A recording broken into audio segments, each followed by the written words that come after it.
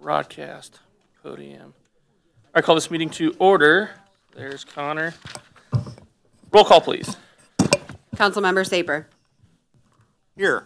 Councilmember McGrone. Here. Councilmember Smith. Yes. Councilmember Fitzgerald. Here. Councilmember Alvarez. Here. Councilmember Clark. Here. Councilmember Todd. Here. Work it out here in a minute. Pledge of allegiance tonight will be led by Councilmember Saper.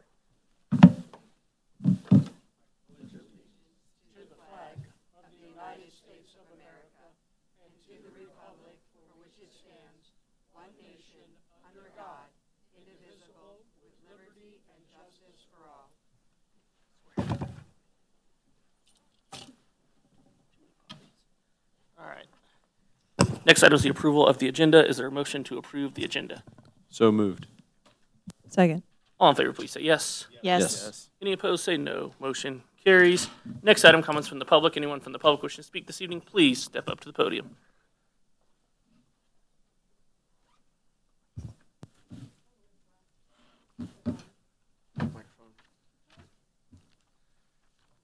Don't count my minutes yet. She's Started. I'm going to have two. Is it on? Okay. I'm Liz Ryan, 2417 Erie, North Kansas City. I see the Northland Assistance members on the consent agenda, but I do want to make some remarks from the last council meeting. I have worked with the homeless at 5 different agencies, and we had our church and all we had Hillcrest Ministries. And what it cost to us to keep that place up, the utilities, the furniture, everything to do, you can't compare to $74 a night. I was there and we had to give it up. It was endless. Until you work with the homeless, you have no idea what it is. It's a very hard thing. And if you want to get somebody, some builders, or you have some realtors here to get it and bring it for the council and see what it's going to be, I think you'll be in for a rude awakening. And just remember, we have made some mistakes before. We don't want to make any more. And don't ever think that Armour Road is in the back steps. It's still open to a lot of seniors. And we have a lot of seniors that support some of these people in the council. And we are there to serve them. We put you, every one of you here, and we want you to take care of us.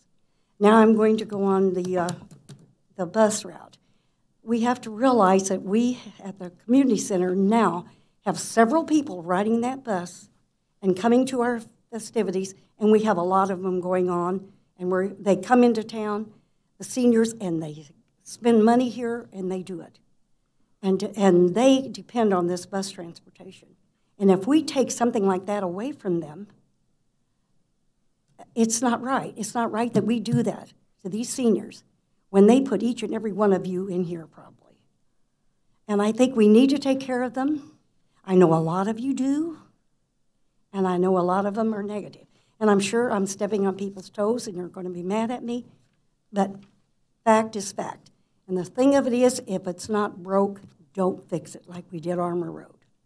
And I'm thankfully and very happy about the consent agenda and the hotel.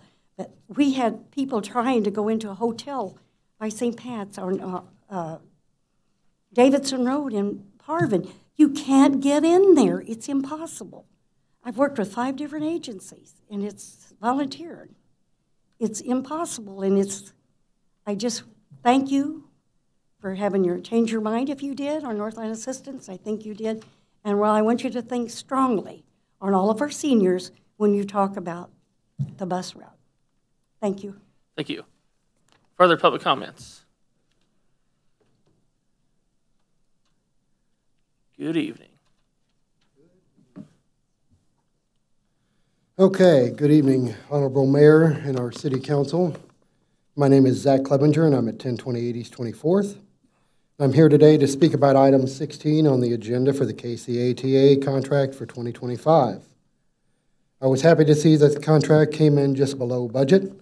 I'm happy that we don't have to talk about going over budget, and I know that some elected officials have questions about how the number was raised, the number was arrived at, and it's just close to the budget amount. You know, I don't know about that, and I know that, you know, some of you have been asking for a cost breakdown. So please allow me to elaborate on why I'm here to talk about this item. So as most of you know, I'm legally blind and do not drive. I rely heavily on the fixed route 238 to get to and from work daily downtown. And I use the Metroflex to attend my hospital board meetings and community meetings here in North Kansas City. I also know many seniors in the gardens for Ward 2 over there who use this Metroflex service, and other disabled neighbors in the avenues who also use the Metroflex and the fixed route. I understand that, and I'm not trying to hurt anyone's feelings here, but the KCATA does really have a monopoly on the regional transit, and I wish there were more options, and maybe you can explore some. I know the zero fare does put a burden on the municipalities to pay more, and I believe that to change that decision, that would have to be made by the KCATA board. And if they're keeping the zero fare, then they need to look at other revenue streams or look at bringing the fare back. My main thing is, like Liz said, you know, you got people that rely on this service. That's one of the reasons why I moved here, is because I can walk, bike in town, I can get downtown to my job, and when it starts affecting our livelihood, that is an issue for us. I know we've got a lot of capital projects, and we've got basic city projects and things of that nature.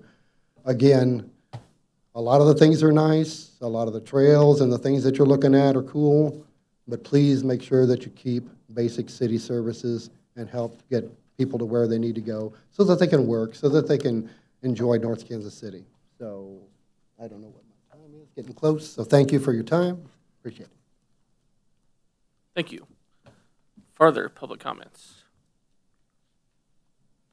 Seeing none, we move on to the consent agenda.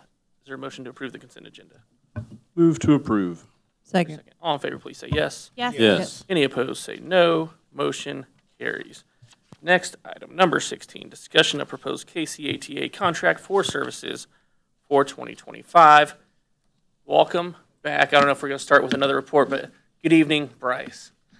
Good evening, North Kansas City Mayor and Council. It's been so long. I've missed you guys. Yes. I feel like we do this a lot. Yeah, but it's been since January, so, or maybe into December?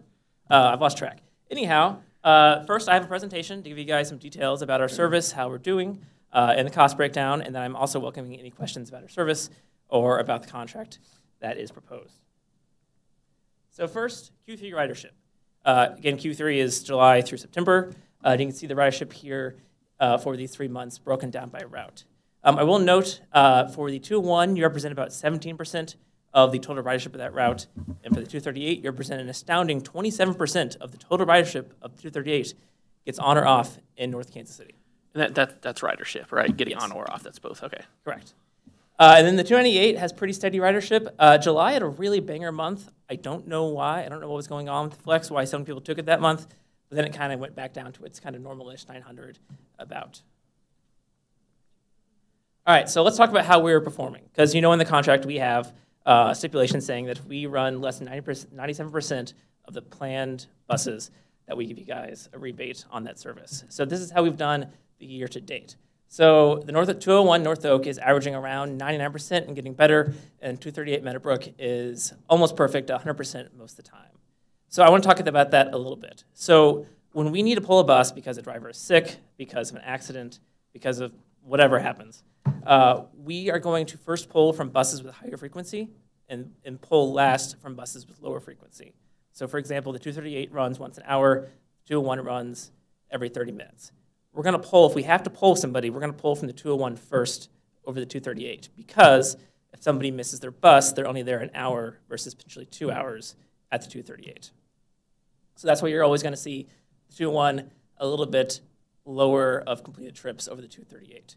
Again, our goal is to always get better. Our goal is 100%. It's always 100%, but things happen, and it's a balancing act of how many drivers you keep on board and how the cost goes back to the communities versus not wanting to run your driver count too low. All right, so now let's talk about the 2025 service cost breakdown. This has been broken down this time by direct expenses, mileage, and indirect expenses, and they've also broken down by route. So I want to talk about what is direct expenses. Direct expenses is everything that goes into what makes the bus go. So that is the operator, the dispatch, parts of IT, maintenance, just a whole host of security, a little bit, a whole host of things. Mileage is literally just fuel and tires. That's all it is. And then indirects is everything else that makes the KCATA go. So marketing, HR, other parts of IT, me, board work, things like that. And so, again, the overwhelming number of our expenses are direct expenses, things that we can directly say, if we weren't doing this, the buses could not go or would not go as well. All right, so let's also talk about how you break down, because you are an enclave community, as we've talked about in past times. The 201 and 238, excuse me, go through you guys, begins in Kansas City, goes through North Kansas City.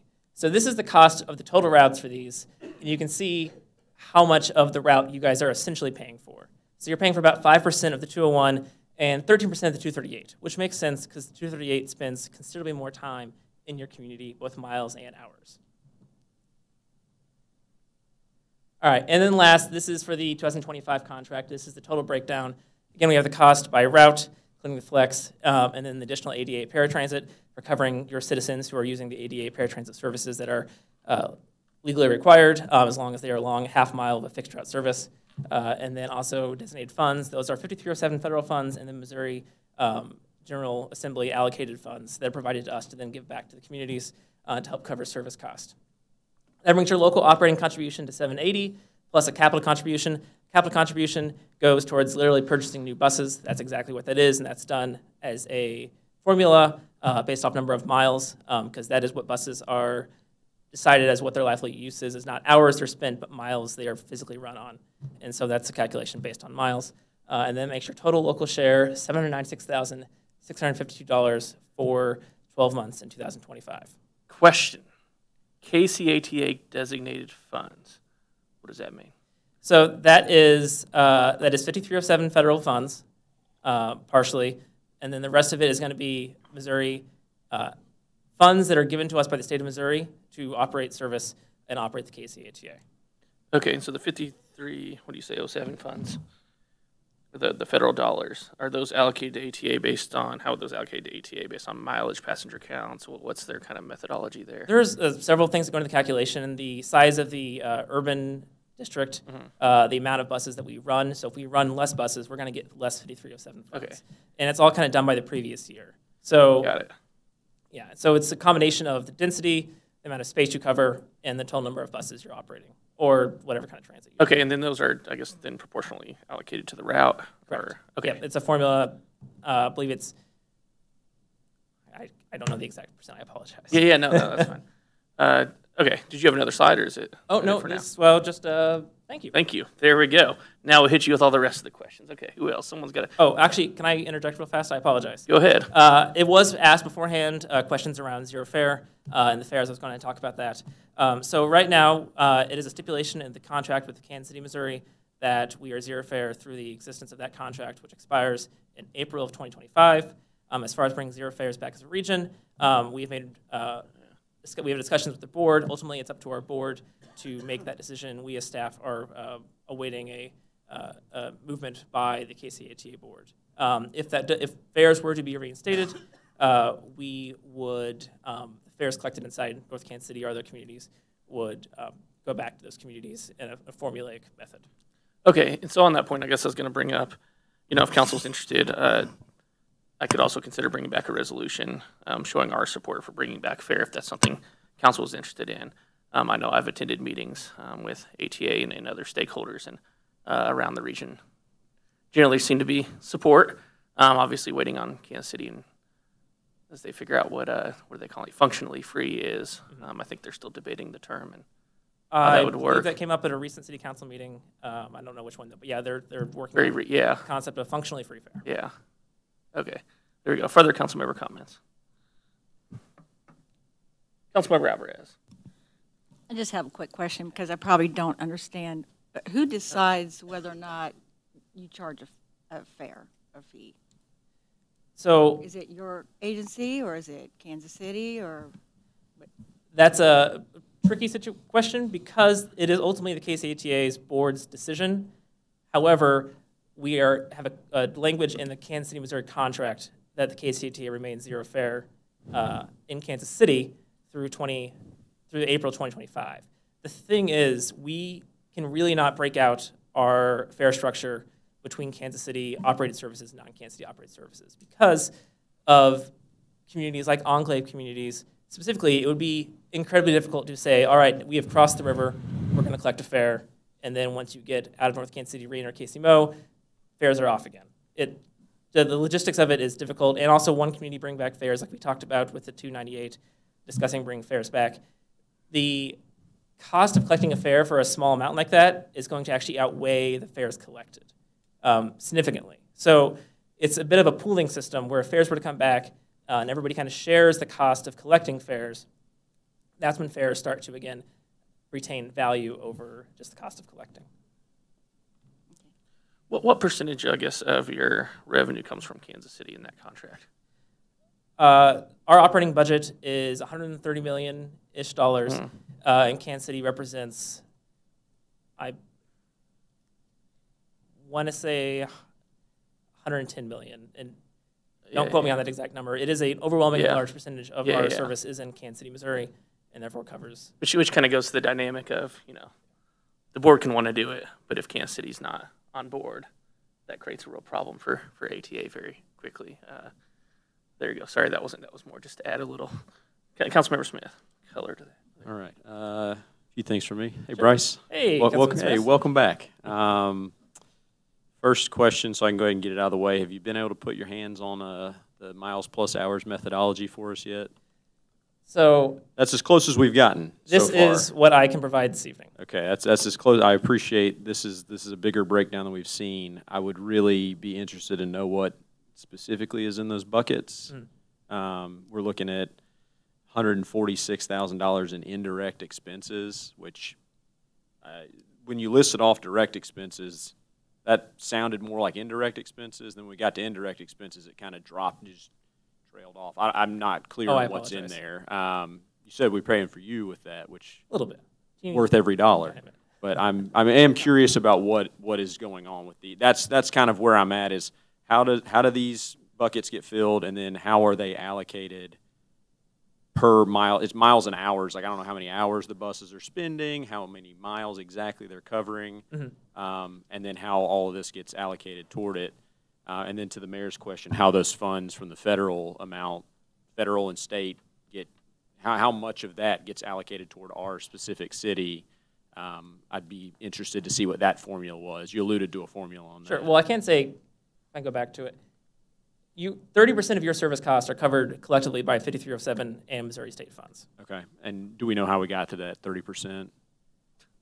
That is what our finance department, our CFO, recommended as to allocating those state funds across various communities. I gotcha. Okay. I would just love to see how we're getting to these numbers, just be able to drill down. So I'll just make that request again. Thank you for bringing a little bit more granular breakdown. So it looks like the bottom line number that where the local share is a 15% increase over last year's. Councilmember, why can't I think of your last name? Fitzgerald, thank you. Councilmember Fitzgerald shared with me the 693 from calendar year 24 up to 796 year 25. That's a 15% increase. And then the contract adds on annual increases of 10%. And it says to service costs, so I'm looking at that total service cost number of $1.1 million. So are we looking at a $110,000 jump next year and then compounding year after year? It would be a compounding 10% increase if those options were to choose to be exercised. Again, that's the thing. Those are option years. You don't have to choose them if you choose not to. And additionally, there's a kill switch in this contract. At any time, your council could say, we're done with service. Correct. And we go to the next quarter and service ends. Yeah, so yes, there is a kill switch. However, you've heard our residents come in, like if we do kill switch it, people can't get to work. I wouldn't recommend it. Yeah, exactly. So it's not as easy as just a kill switch. So if we're committing to a contract, even with options, we're looking at a literal $110,000 next year, $120,000, and compounding interest gets big pretty quick. So that's a little bit much. I'm not sure how 10% was landed on, but to tag it to inflation, tag it to something, but 10% is a pretty big jump year over year. You know, I will say we've been excited to be able to actually offer a contract with options versus in the past because we have stabilized our financial situation. The industry as a whole has stabilized. We actually have signed a new contract for fuel that reduces our fuel cost. The part that isn't yet quite decided is the CBA is coming up for renewal, and that will affect operator and other staff's wages, which is, again, always our biggest factor when it coming to cost. Okay. But those are the numbers that our financial department, they're confident that those cover that. So that's a reduction in overall increases from last year to this year. And then as we move on, if we were to get to 2027, potentially even lower increases from there. Okay. And then I've seen that other cities, we've talked about Gladstone dropped the fixed route service.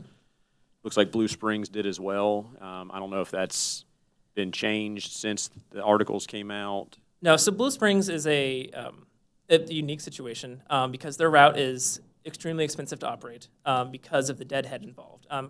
Sorry for using transit language. Deadhead is the time when a bus is operating on the road but isn't actually in service. And so that route was expensive because the bus had to drive the entire way to Blue Springs to then start their route to drive to Kansas City. So that is a significant amount of time where the operator is driving where there is not people actually on the bus besides the operator. So that route was always inherently a very expensive route to operate. Additionally, they were only averaging about 5 riders. And so it was just not, as much as I don't want to lose service, it was hard to argue for in favor of that financially making sense for 5 citizens. Okay. The reason I ask about those is, say we do continue with fixed route service. If somebody wanted to get on the bus here in North Kansas City and go somewhere in Gladstone, could they do it? Right now, they cannot. They could not. Okay. So They could get off at the Gladstone border and hop on Iris, and then Iris and Gladstone chooses to make Iris free within Gladstone, so they could use that option as well. Okay. So Iris would be the option if they could get to the border, get dropped off. Correct, and we do have stops on the 201 and 238 at all 4 of those borders at Gladstone. Okay. All right, then there's a bullet point in the attachment A. It's attachment A, bullet 5. I'll just read it here. It says, enclave communities that do not agree to share in the cost of a route going through their community based on this methodology which we're still a little bit in the dark on, may have stops in their community removed at the discretion of KCATA following consultation with Kansas City, Missouri, and then goes on to talk about smaller communities. So if we were to say, methodology is not clear, we're not comfortable with the number, your board would then go ask permission from Kansas City, Missouri to not stop in North Kansas City? Is that how I'm understanding that bullet? So essentially, again, as we've talked about in the past years with enclave communities, you guys split the cost of the route within your community with Kansas City, Missouri. So when a community pulls out of an enclave, Kansas City, Missouri picks up the full cost of that route to continue because there is no way to reroute that route in a more financially efficient way through the community. Yep. At which point, we then do have discussions whether or not to pull the stops within that community, and typically that has been, not typically, that has 100% been the decision made is to pull those stops. Just to pull the stops. Yes. Okay. So for Gladstone being the prime example, right? If the route's running up Gladstone, it's just not stopping at any of those spaces. Is that that's something that Kansas City green-lighted to not stop through Gladstone? KCATA in Kansas City. Okay. It also does improve the cost of the route because the amount of time stopping, it actually reduces the cost of the route to not stop, which is another financial decision. Correct. It also hampers the connectivity in the community. It So does, unfortunately, yes. Okay. That's all I've got for now. Thank you. Councilmember Fitzgerald. Had a couple items. I think first, just essentially echo some of the comments on getting the allocation methodology would be ideal. I do appreciate the additional information on slides 4 and 5 that I think is more than we've received in the past. But I think ideally on the 201 and the 238, if it would be possible to get essentially what is the entire, the whole pool of direct costs for each of those routes. along with the entire pool of overhead, and then see in the formula how that's being allocated down to North Kansas City would be easier for me to get on board with this. I'm kind of a numbers guy. I like to see where it's coming from, and I believe in the contract it does mention that records should be available to us, so if it'd be possible to pull those. And then the second piece I wanted to ask about was related to the, I guess, like the federal matching dollars. Those increased from, I'll call it 313,000 to 341,000 for calendar year 24 to 25, so about a 9% increase.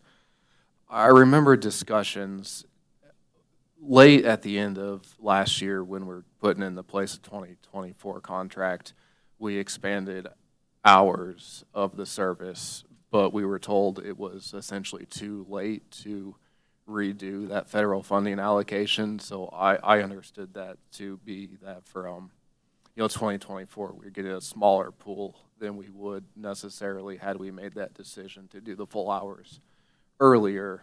So this year, being that it only increased about 9% compared to 15% overall increase in cost, I was basically surprised that that allocation amount was such a relatively small increase based on our discussions at the end of calendar year 2024. Was there, sorry, Councilman Fitzgerald. Does that make sense? That was a little bit of a ramble there, but. So we at the KCATA receive 5307 funds and Missouri State funds, and our financial department chooses how to allocate those communities to be able to alleviate the community's local cost as best possible. This is what was determined for this year. Was there a change in allocation methodology compared to the prior year? Do you know? Not that it's been supplied to me. Okay. I was just surprised the increase was smaller than I was expecting based on our conversations last year. So again, maybe if there's some more information on the allocation, I'd be glad to see it. Thank you. Further comments? Councilmember Clark. I'm just trying to understand the piece where if an enclave city does not participate, the cost falls back on Kansas City, KCATA. That does not then get disseminated across the other enclaves as kind of like a condo building HOA situation where if enough people move out, then everybody's got to share the cost. That's not happening? It is not, and I should be clear, the Kansas City and the KCATA are separate entities. Yeah, sure. Okay, I'm just saying you mentioned that they absorb the cost. Right, If like because a community say pays, Gladstone's out, then it falls on. Kansas City, Missouri. Sure, Because that's what I'm getting at. They are paid by route. So Yeah. communities pay for things by specific routes, not by an overall allocation system thing. So when Gladstone chose not to continue service, that wasn't redistributed to other communities. That was redistributed exclusively to the person who pays for that route, which is Kansas City, Missouri. Because the route just goes in and out of Kansas City, no other jurisdictions, right? I mean, Right, that's most of correct. those routes. Yeah, well, except for. I guess I just think like, but if we're paying a percentage of that cost, you're saying this is the KCATA cost, this is always going to be Kansas City's cost, this cost changes and increases, but KCATA doesn't.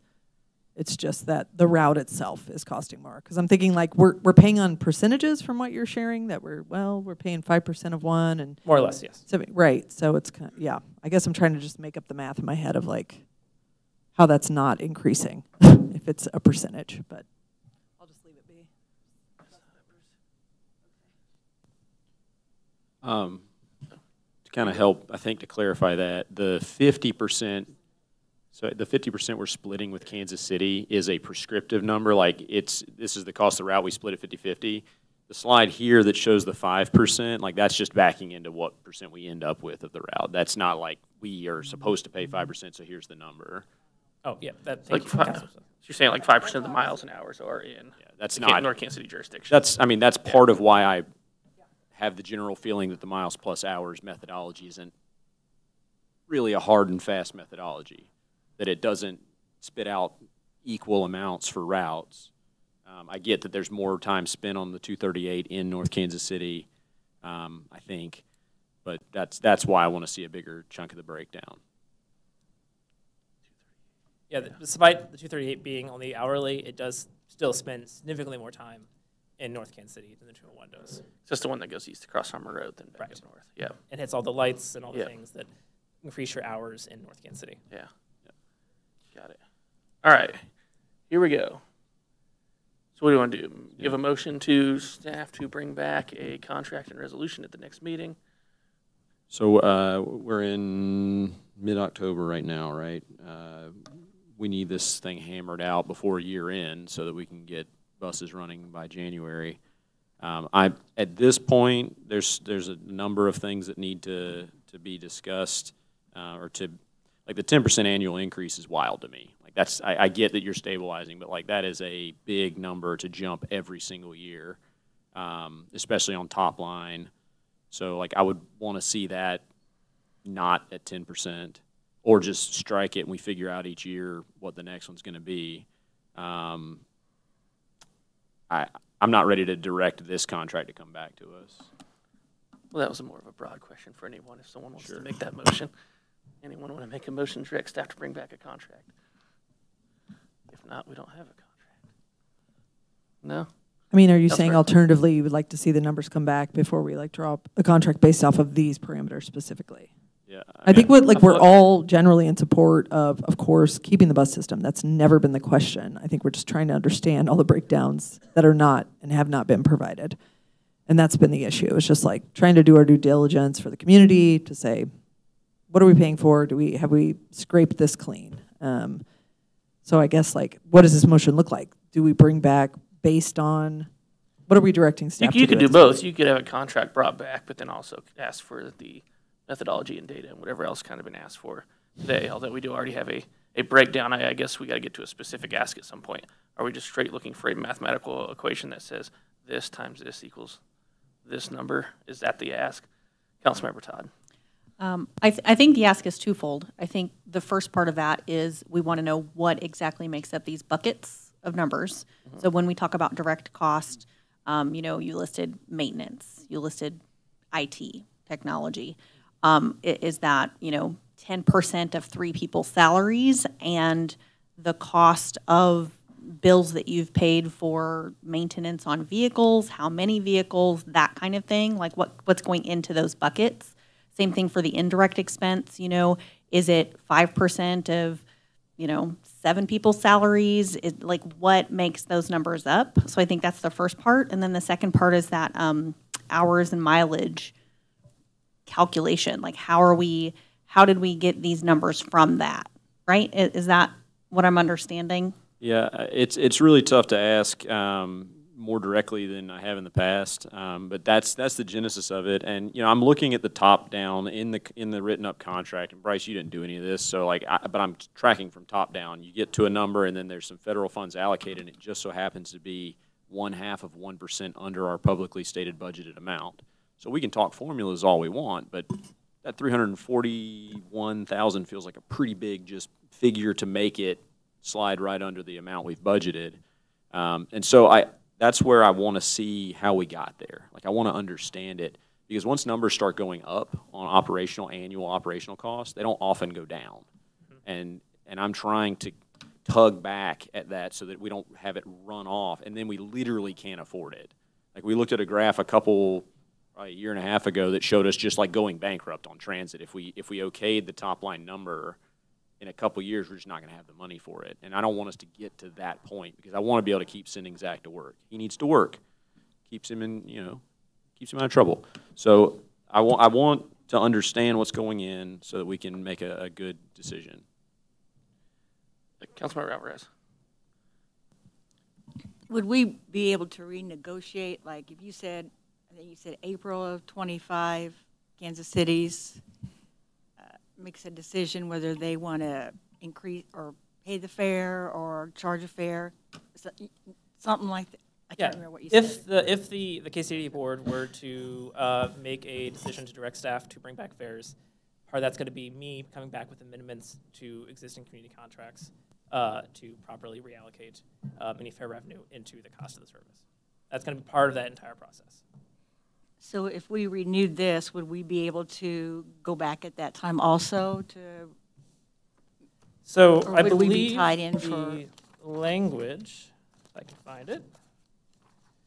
Too many pages. All right. So it confirms the availability of financial resources for that option year. That line is going to cover fares, 5307 funds, Missouri State funds. So we're going to then, if this were to be approved as is, then upon an option year, we are going to present North Kansas City staff with the cost and then also the amount of 5307 fare revenue, state funds, whatever that we can provide to it, to the contract to help reduce the cost of North Kansas City. So that would be covered under that line in the renewal clause. So, okay. So we couldn't consider fares until the year after, Well, until we actually renew.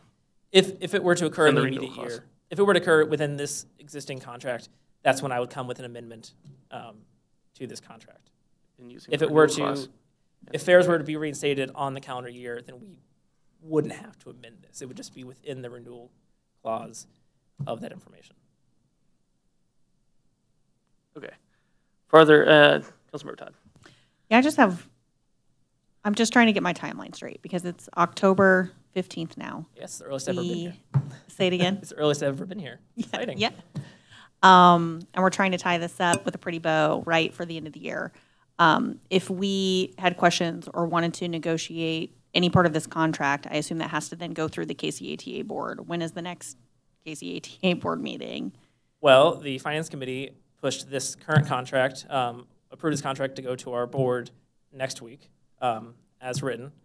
And if we needed to renegotiate, the next option would be in November, although we don't have a Finance Committee in November. So I would need to discuss with our Deputy CEO, who also helps the board, figure out what would be the correct option there. Gotcha. So really, we're looking at potentially 1 or 2 meetings before the end of the year where we could have something go there and come back to us. So again, we're just kind of on that tight timeline, I feel like, where we either need to make a decision tonight to, hey, let's make a suggestion to try and renegotiate, or we need to make a decision, hey, let's move forward with this, with or without the additional information that we are requesting, because we just don't have time between their meetings and our meetings to go back and forth more than once at this point. So I just want us to kind of keep that at the forefront of our minds. And if I can add, this is what it costs us to operate this service. We will not come back with a lower offer. This is what it's going to cost us to operate this service in 2025. I just want to understand that to be clear. Councilmember Grown. So I think one of the sticking points is the 10% annual increase. Mm-hmm. If this right now is what it costs to run your service, you don't know that it's going to cost you 10% more next year. So I think that would be an ask that we would want is either, I think as Councilmember Smith mentioned, lowering that number to something that is more reasonable for us, or not including that, and we just essentially renegotiate every year based on what your actual costs are.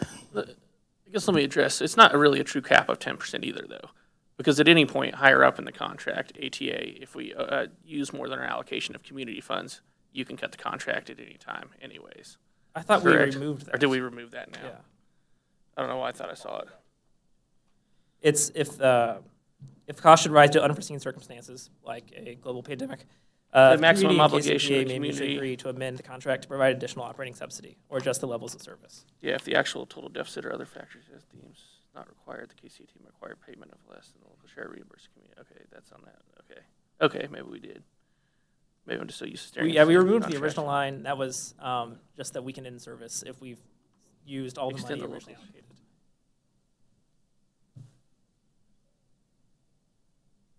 And that's been gone for a couple of years now. Is that an old contract or is that this one? There it is. If for any reason the KCATA is unable to, that's obtain federal state assistance though. Yeah, I think we did move it to exactly what you were talking, what I was mentioning. Sorry, I'm so used to staring at the same contract year over year. I forgot we removed a line. We'll go to Saper here. I would like to see a more detailed breakdown, as has been requested by other members on this council, of this black box kind of explanation that you've given us. And since time is of the essence, I would like to see that within 10 days. Not That was non-intentional gavel.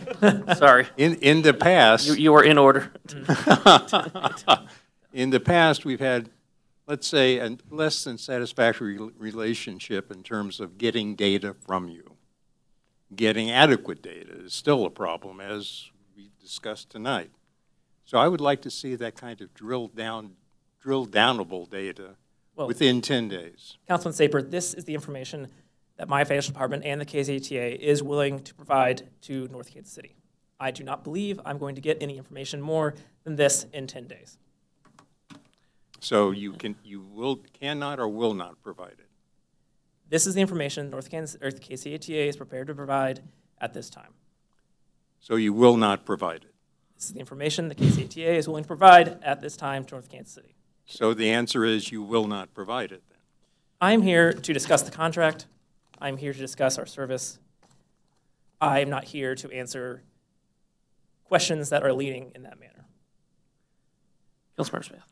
On the contract, the 10% annual increase, I can't even recommend coming back with that. I would say we need to tie it to something. We need to tie it to, is there an index that tracks transportation cost? Is there something along those lines? So there is a really terrible tracking system called the Consumer Price Index, which bases it off of the household consumer cost, which in no way reflects the actual cost to operate service. But that is one I did find when searching, and also your staff helped me with that as well. Unfortunately, it is not at all related to actual cost. It works for a lot of things. Is there a transit-related one? I know the reason I ask is we've recently looked at trash service-related indices. There are ones that I didn't even know existed. Is there one in the transit space? Not that I'm familiar with. I mean, the FTA tracks certain information and they track cost. But I've never been presented a national cost to operate train service because it is varies so incredibly widely among what you're doing, what you're operating, the fuel you're using, all that kind of information. Right. I mean, fuel would be part of it. And the thing for me is if we're focusing on, like you said to Councilmember Saber, this is actual cost, right? It's not going to get lower than this. This is what it costs us. Now, we can debate indirect cost allocation. We can debate federal funding and how much of that channels through to us.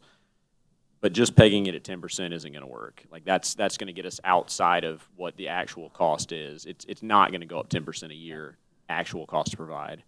I don't know what that number is, but I would like to see an index tied out. If there's something that the ATA has that they know of, they're industry experts, right? You guys are the people that know this industry.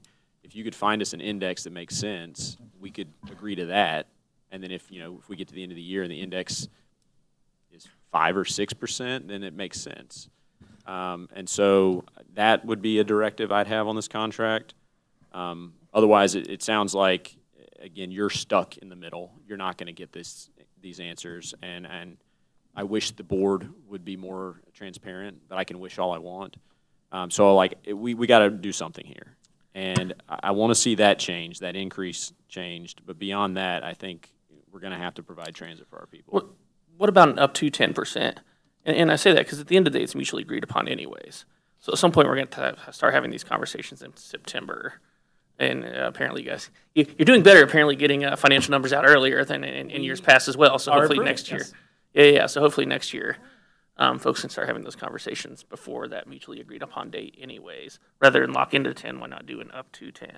But Councilmember McDowell. If we do an up to 10, then I don't want to see us end up in the same position where we're at right now, where we have these arbitrary numbers that are tied to really huge buckets of things, because you're going to come back with 10% every time, and we're not actually going to be able to determine what those costs were that are raised. So if it's an up to 10%, then we need something more broken down every year saying it's because of fuel, it's because of maintenance, it's because of salaries, it's because of these specific things and not these huge buckets. Because you can go, oh, our costs rose 7% and here's proof. That's great. But if you go, our costs rose 10% and here's 3 giant numbers that tell you why, that doesn't help us understand how we're spending our money. Yeah. I know we don't have it this time, but I know you have presented cost drivers in the past. Presented, sorry, what? Cost drivers in the past. Yes. Yeah. But that's been, I think, a few meetings. I don't know, you did a presentation one time kind of talking about why. Yeah, yeah. 2 or 3, 4 meetings ago. 2, 3, yeah. I'm losing track. It's so much fun. There we go. Councilmember Alvarez. And then we'll go back this way. You had made the comment that this is this is what it is. It's not going to be negotiable. I mean, either we take this or, I mean, this is it, right? It's either this. We're or- not a for-profit entity. We Okay. don't, nobody's getting rich at the KCATA. We're here to provide service that we think is incredibly vital and at a regional level, which can't be done by any other entity inside the Kansas City region. And so this is what it costs us to operate the service. We can't do it for less. I would like to make a motion to go ahead and approve as is, because we do have it budgeted, but. We don't have a resolution, so I guess I'd ask that the motion be to finishing, direct staff to do a contract. Yeah, you're on the right path, but direct staff to do a resolution and bring it back next meeting would be the motion. Sorry, if she's good with that. There we go. There. That's a motion. Is there a second yet? Fitzgerald, go ahead. Just on the, I'm going to keep harping on the formula, but on the, this is what it costs us comment, I would, is there not a way you can show us how you're getting to this is what it costs us? Like, if we can see that, I'm glad to get on board with this, but when we just have a number, which, like Councilman Smith said, it gets suspiciously close to what our budget line item is, it raises questions. So if this is what it costs you, I would love to just be able to see how you allocate that cost, and I'd be 100% on board. So again, as Councilman Smith has said, I am often in the middle at these different meetings in different communities. I will say 31% covered of your service cost with Federal 307 and Missouri State funds. That's a pretty significant portion that is being covered and not being paid directly by the citizens of North Kansas City. That's something we're very happy because we have increased our Missouri State Fund allocation. We had a very successful year down there, and the budget allocated more to us than they ever have in the past. And so we are trying to bring that money and bring it back to the communities, and that is why that number increased. Again, percent-wise from last year, it only increased 1%, but total number amount, it did increase there. And that's because, again, as excited we are about the Missouri State funds that came in, the drivers of cost went up a little bit more than that. So that's kind of how that balances in that way. I don't know where I was going with this conversation, but there we go. Councilmember Smith. So I spent a little time Googling indices for transit, and there is, you mentioned the CPI. CPI as a pure piece is not relevant to this, but there is a CPI specific to public transit. Yes. And that one measures what urban consumers pay for public transportation, assuming that number rolls in all of those costs and what is being passed on to consumers. Except it doesn't. Okay. Because what the consumer pays and what the taxpayer pays are different. I got and you. so transit That is- agencies okay. are inherently reluctant always to raise a fare until it's absolutely necessary. That is fair. Okay. That's a very valid point. There's also other things like Transit Cost Index, Housing and Transportation Affordability Index. There's a number of them out there. They may all be terrible. That's a perfect point you made there. So I would say we cap it at the 10%, bring it back, and then find an index to tie it to. Put it to your finance committee, see if they have a recommendation. But capping it at 10% seems fair. Is that an amendment motion to make that an up to 10? Yeah, I mean, I do like the suggestion. It prevents the 15% that we saw this year. Yeah, that would be a motion for that. It's semantics, but I think it was only 13% this year. You may be right. I'm Which dealing is on second and third less hand than some numbers. previous years, Yeah, sure, so. sure. That's fine. But yes, capping it at 10 and finding an index to tie to. I could get on board with something like that. All right. Is there a second on the amendment here to do an up to 10%? I'll second. There we go. Now we're just voting on the amendment here, which is to take that last piece up to 10%. All in favor, please say yes. Yes. Any opposed, say no. That carries. Now we're back on the original, which is directing staff to bring back a resolution and a contract. Is there further discussion? Not. Is there a second on that motion? Second. Member Alvarez. Second. Okay. Further council discussion. So I will just say briefly, I do appreciate the work you guys are doing. I know on the state and federal level, and bringing those dollars back. That's a lot of hard work, and I know Frank's been grinding at that very hard over the last several years and been doing a very good job at that. So I appreciate your all's work on doing that stuff. Thank you. There was a second over here. Yeah. All in favor, please say yes. Any Yes. opposed, say no. Motion carries. We'll see you in 2 weeks, maybe, when we have a contract back. All right. Have a good evening. Thank you. Three. Oh, three. I'm told three. I'm used to two, but Okay. I'll keep an eye out. we'll do it again. Have a good night. Thank you. Whew. All right. Is it break time? Number 17, Business and Community Direction Finder, ETC Survey Presentation. Good evening, ETC. Good evening, Mr. Mayor, members of the council. I'm Robert Haycock. I'm with the ETC Institute. It's a pleasure to be here to speak with you this evening, especially because, as you'll see, we go through results. You had some really positive results. Obviously, there's some areas where every community has some, which are the areas they might want to focus on for improvement or have further discussion. But overall, we saw a lot of positive changes. This is the fourth survey that ETC has done for the city. We did one in 2012, 2017, 2020, and now 2024. I'm going to try to make sure that you can hear me, but I'm going to have to back up so I can actually see the screen. Am I advancing this, or is this the... Oh, there we go. Wheels. You take it with you. Okay. Oh, sure, that'd be great. Thank you. I'm getting older. My eyes aren't quite what they used to be, so bear with me the best we can here. So this is a little bit about ETC Institute. We're out of Olathe, Kansas. This gives you an idea of our footprint. We're one of the largest market research companies in the country, serving mainly cities, counties, and states, public sector.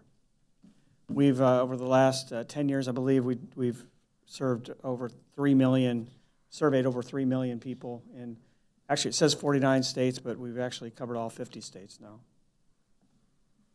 The agenda tonight on the community survey is going to be to go over really quickly the purpose and methodology, bottom line up front, your major findings, summarize those, and then open that for questions.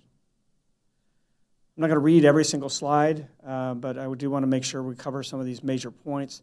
The purpose, why do cities do surveys? We want to be able to objectively assess citizen satisfaction. So it's not just hearsay, but we're actually giving everybody in the community an opportunity to participate.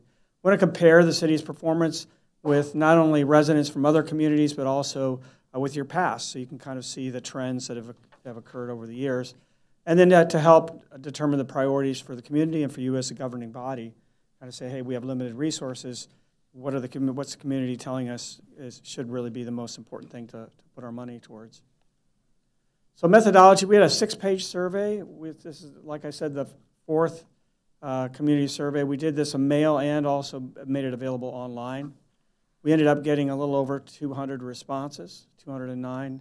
It's actually, I think it says here that it was sent to a random sample. We sent it to every identifiable household in the community. So it wasn't a random, we sent out over 2,000 surveys. Bottom line up front, very positive feedback from the city, from the citizens. Let's see if I might be able to. We had 86% are satisfied or very satisfied with the overall quality of life here.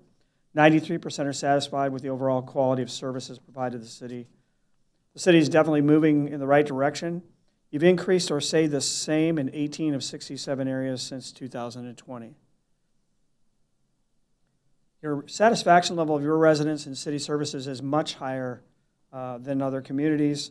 As it relates to the U.S. average, you're actually rated above the U.S. average in 54 of 55 categories that we measure. And within our Missouri-Kansas average, you're above that average in 43 of the 55 areas. Overall top priorities emerging from this survey are police services, maintenance of city streets, management of stormwater runoff and flood prevention, and also I'll throw in there code enforcement. You'll see why in a minute. Overall, the major finding, the citizens have a very high perception of the city. I want to make sure we look at how most of our charts are put together this way. So you'll have a five-point scale, but we combine the dissatisfieds, that's the reds on the right, because we kind of see anybody unhappy, whether it's dissatisfied or very satisfied. We want to make sure that we're actually giving more credence to those, and we might seem watered down if we split that in two. But On the other hand, trying to have that high bar, how are you very satisfied or are you just somewhat satisfied? Those are in the blue. And what I want to point out as I go through here, you'll see in a lot of these slides a rather large chunk of the respondents ended up saying that they were neutral. And to us, that's oftentimes a sign that people need more information. And when I speak to a lot of councils, they'll say, well, we want to focus on these areas that are the high red areas. We want to get those dissatisfied people and turn them into happy people. That's doable in some cases, but you'll find more productivity from your efforts if you're focused on the neutral. What is it? Because a neutral means I took the time to fill this survey out only to tell you I really don't have an opinion. And that might be because they didn't have much exposure to it. It might be the police service, and thankfully they've never been arrested or had to call the police department, never had a break-in or anything like that. So they might be saying they're neutral just because they don't know the service that's being talked about. Or it might be that they could be influenced to be more satisfied if they just had more information from the city about what you're actually doing. So keep that in mind as we go through. It's not always the red areas that we want to focus on. However, you do see here overall quality of new development and how well the city is planning for redevelopment. It certainly has a significant, almost a third of your respondents in the city said they were dissatisfied or very dissatisfied with those two categories. Look at overall quality of services. You have some that have almost no dissatisfaction when you look at fire, emergency medical service, trash services, cities, parks, and recreation systems. You do have some at the bottom when we get into enforcement of city codes and ordinances, municipal court services, some of those that had less satisfied. But overall, when you're looking at 98% of your citizens say, hey, we're satisfied or very satisfied with fire and emergency medical services, that's really a testament to the job that you're doing and the job that your staff are doing in those categories. Now we asked a question about perceptions of safety in North Kansas City. We asked them to reflect on it. At the top one there is in your neighborhood during the day. So you had 93% said we feel, in this case, it's safe or very safe. Unsafe or very unsafe were the categories. In city parks, really everywhere you start getting at night, 67% may not sound like much in terms of satisfaction, but honestly, when you do a lot of these surveys, that's one of those areas that a lot of communities jumps out. You don't have that high of a safety feeling at night. So I think it's a very positive for North Kansas City that you have 67% of your citizens say, hey, we feel safe in my neighborhood at night. And that, it's just, may not seem like that's a high number, but it really is when you do enough of these surveys. Now we're going to get into some areas, and this is brought to you by your local optometrist who really wanted us to test your eyesight on these and mine. So we simplified it a little bit by looking at the categories where you see an arrow. This is as it compares to 2020. So we're not going all the way back to 2012 in these, but you're looking at 4 years ago. The areas where you had a downward red arrow, those are where you had a significant decrease, and the blue arrow you had as a significant increase. So you did have positive movement change for maintenance in streets and city sidewalks in the last 4 years, but you see these other areas where the responses went down. Again, I would advise you when you look at these, it's just a snapshot in time. It doesn't tell you the whole story. No one response from citizens on a particular question is going to tell you the complete story. What it can mean is, hey, we didn't really realize that. That's something we want to have more dialogue with the community about. We want to have more dialogue as a staff or as a council about how we're going to address that and change that around. And again, you're seeing here. There are other, the arrows relate to 2020, but you have the data going back to 2012 in the orange. The yellow is 2017, the dark blue is 2020, and the light blue is 2024. Now we're looking at items that influence perceptions, overall quality of city life. That decreased from 92% 4 years ago to 86%, but it's still the same as it was back in 2012. Overall quality of services provided by the city, significant satisfaction with that. Overall value received from your taxes, that did go down a little bit. Sometimes I would say those are kind of a reflection of the times. Can be other things that are influencing that outside. It's not necessarily the city's control over how people perceive the value of the taxes they pay. that can be caught up in a lot of other things that are going on at that time. However, it's one of those areas, if you're concerned about, through public information campaigns, you can reach people and convince them. If you tell the story, say, we really want to make sure you know where your money's going. So this is what we have control over, and this is where we're investing in. Overall quality of new development and how well the city is planning for redevelopment, those were areas we saw a significant decrease, even from 2012, from the last 4 years. And we're looking at public safety services. You did see a number of areas that this is decreases from 2017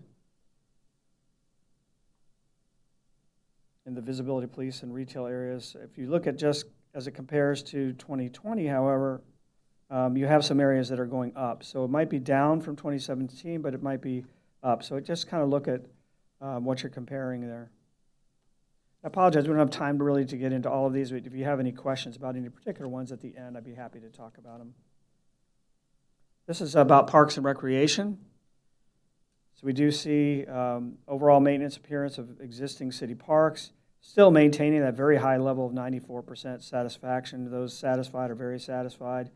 You do see a little bit of a decrease when it comes to city parks, walking trail, biking trails, and those are your trends.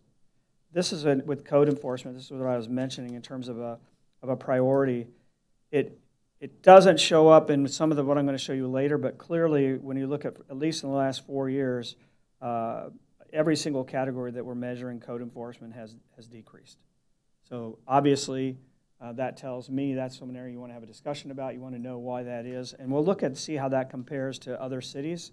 Because sometimes these seem really bad because maybe you had a really high level of performance in past years, and for some reason something happened to the community that caused that to drop off.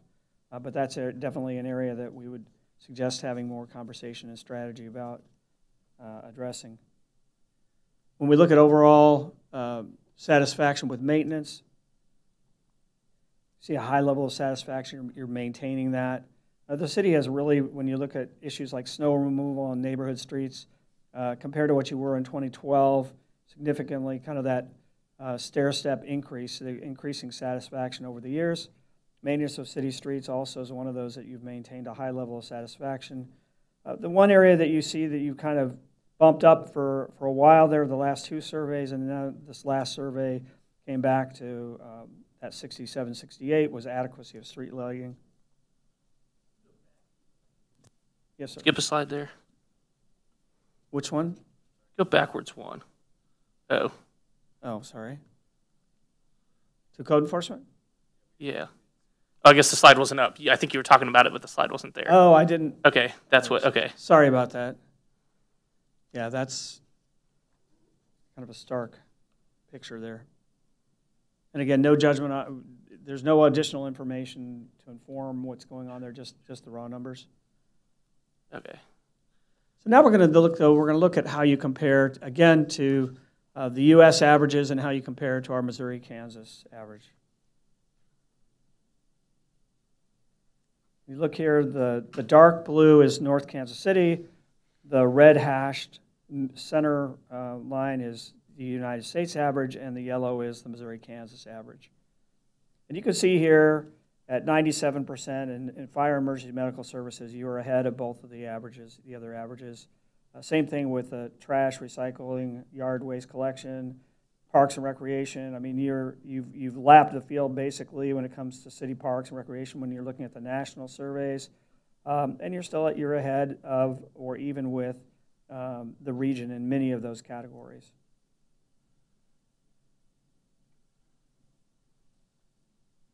We want to look at, again, we're looking at those comparison to those averages. So we're looking at items that influence perceptions of the community. The overall quality of services compared to the city, look at that. You're at 93%, extremely high in terms of what how the public feels they're getting a high quality service when they interact with the city and what the city is doing. When you look at compared to the Missouri average, and again to the U.S. national average. Overall quality of life, very high. The overall value received for taxes and fees, remember that was one of those that went down somewhat, but you're still, in keeping with the comparisons, you're still significantly higher than most other communities across the region and across the country. How well you're planning for development.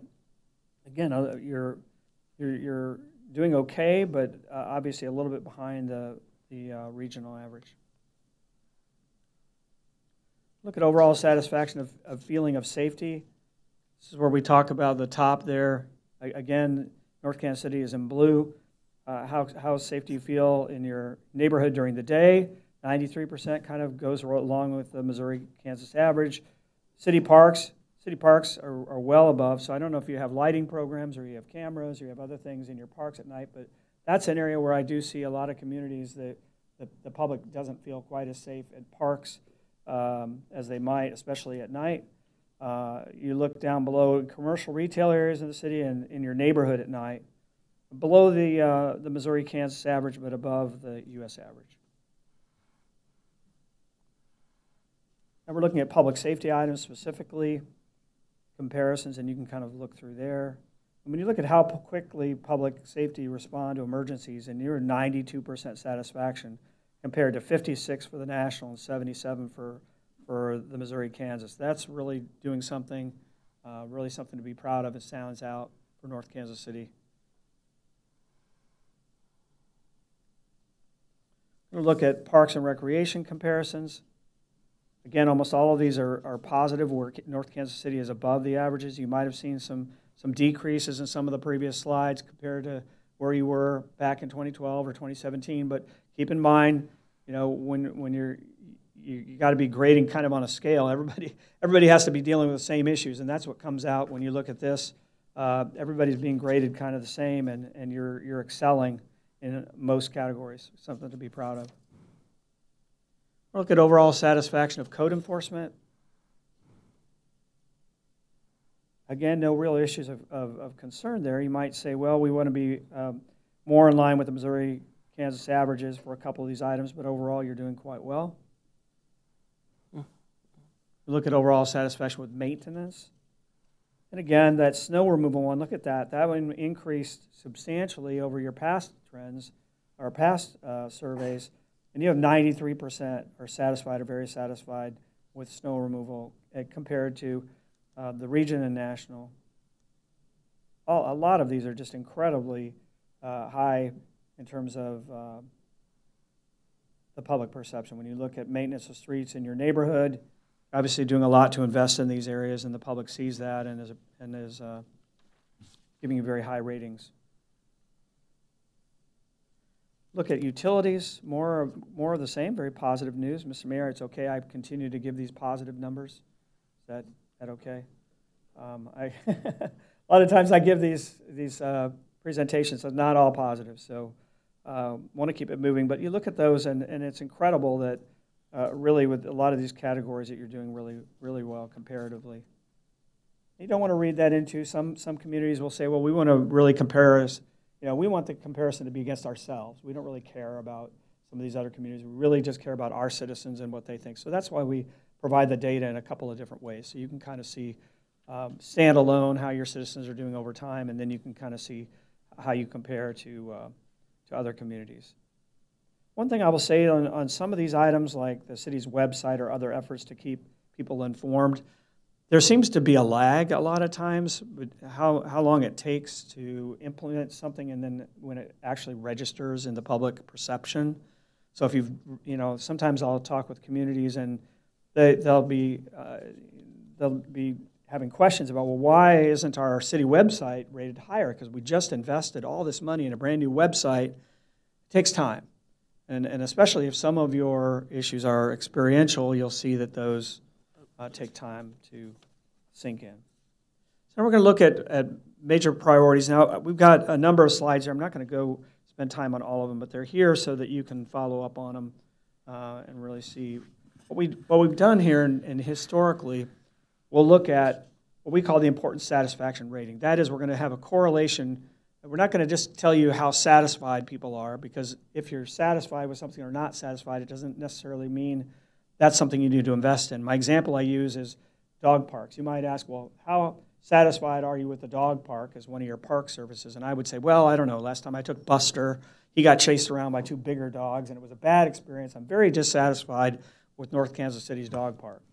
But then if you asked me, on the basis of that, you might say, wow, we're getting all this negative feeling about the dog park. We need to invest there. We need to make the dog park a better experience.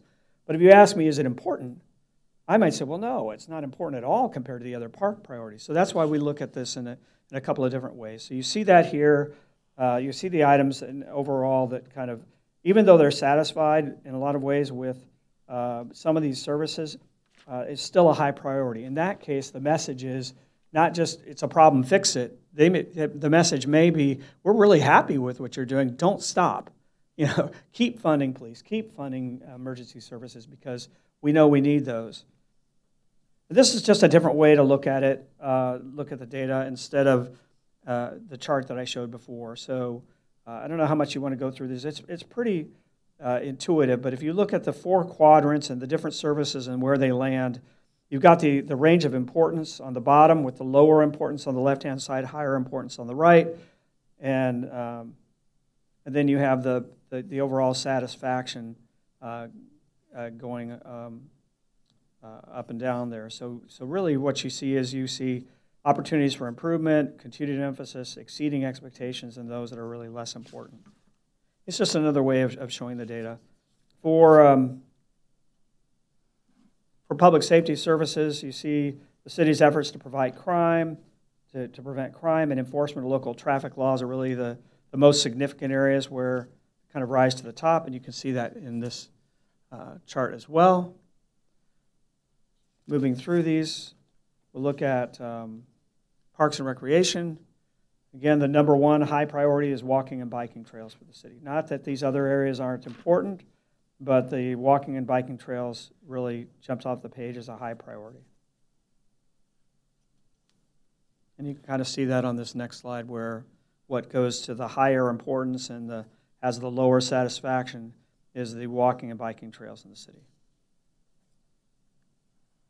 We go to code enforcement, and you see here very high priority in 3 areas and high priority in two additional ones. So definitely, given some of the other data that we saw earlier, it looks like code enforcement is one of those items that you would want to have a conversation and get everybody on the same page in terms of what we're doing, what our strategy is going to be to move forward on those. But enforcing maintenance of rental properties, enforcing maintenance of residential property in your neighborhood, and enforcing cleanup of litter and debris are the top 3.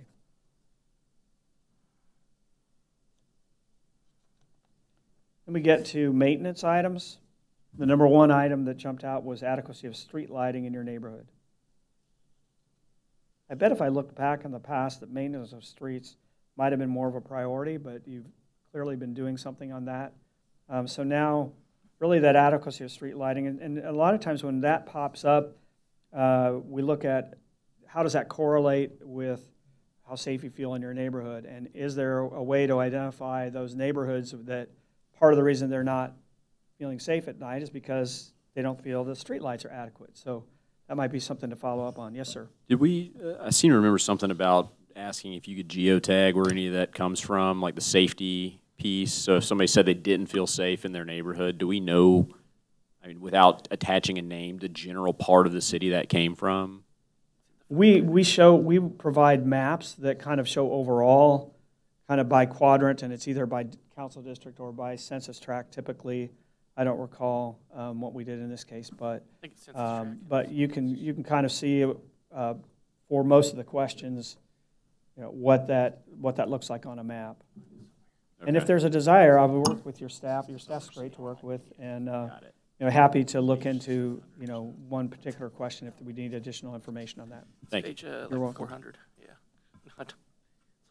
there's a lot of pages in this PDF, but I encourage everyone to pull it up and read through it. Though 525 pages. Okay, so some other real quick findings. We asked a question about where do you currently get your information about the city. A surprising number, and they could have multiple selections, so it's not just one or none, but 74% of your citizens say they get information about the city from the city newsletter, which is a real high percentage for city newsletters as newsletters go. city website, neighborhood groups, and the city Facebook pages kind of round that out. Does that mean you shouldn't put stuff on Twitter or on YouTube or on your television station? No, it doesn't mean that. It's just giving you feedback on where most of them do get information. It might mean if you want to invest more in some of those other options to increase the usage, that where you'd look for guidance on which ones to invest in. We asked level of agreement with different statements about equity and inclusion. This is an area that we're seeing more and more communities wanting to ask these types of questions. The first statement was, I feel that North Kansas City community creates an environment that encourages and provides accessibility for me. And 80% of your residents said they strongly agree or somewhat agree, 14% neutral, 6% said no, I disagree or disagree strongly. Second one was, I feel represented in my North Kansas City community. 76% said they strongly agree or somewhat agree. And I feel the North Kansas City community supports, welcomes, and ensures fairness and justice for all people. And you had about 70%, 69% that said they strongly agree or somewhat agree with that. We then asked about customer service received from city employees, and you can see really no dissatisfaction when it comes to how courteous and polite your staff are. That's not always the case. So this is obviously a point of emphasis with your professional staff to treat customers and citizens in a certain way. That you have 98% of those that responded said we always or usually find the city staff to be courteous and polite. That's really something that stands out and you should be proud of the effort. It takes a lot of effort to do that. You can see the other priorities for the other categories there. How important is it for the city to make investments that enhance the visual attractiveness of the city? Well, you had 85% of your citizens said it was either important or very important to make investments to enhance the visual attractiveness of the city, compared to 11% that said it's not really important or it's unimportant. We then asked, have you called, emailed, or visited the city with a question, problem, or complaint during the past year? This is another sort of customer service-oriented type of question. We had 38% said yes, so then we broke out that 38% and we asked them how easy was it to contact the person you needed to reach. And very easy, you had somewhat easy or very easy was 88% of your citizens said that when they did have to approach the city with a complaint or a question, 88% of them said they found it either somewhat easy or very easy. You did have 7% that said difficult and 5% said very difficult. With that, I'm open to any questions on the community survey. I know we have online to do the business survey as well. Councilmember Todd. Sorry, I just have a quick question. I know we had 209 respondents this time. How does that compare to how many respondents we had in the previous years that we're comparing to?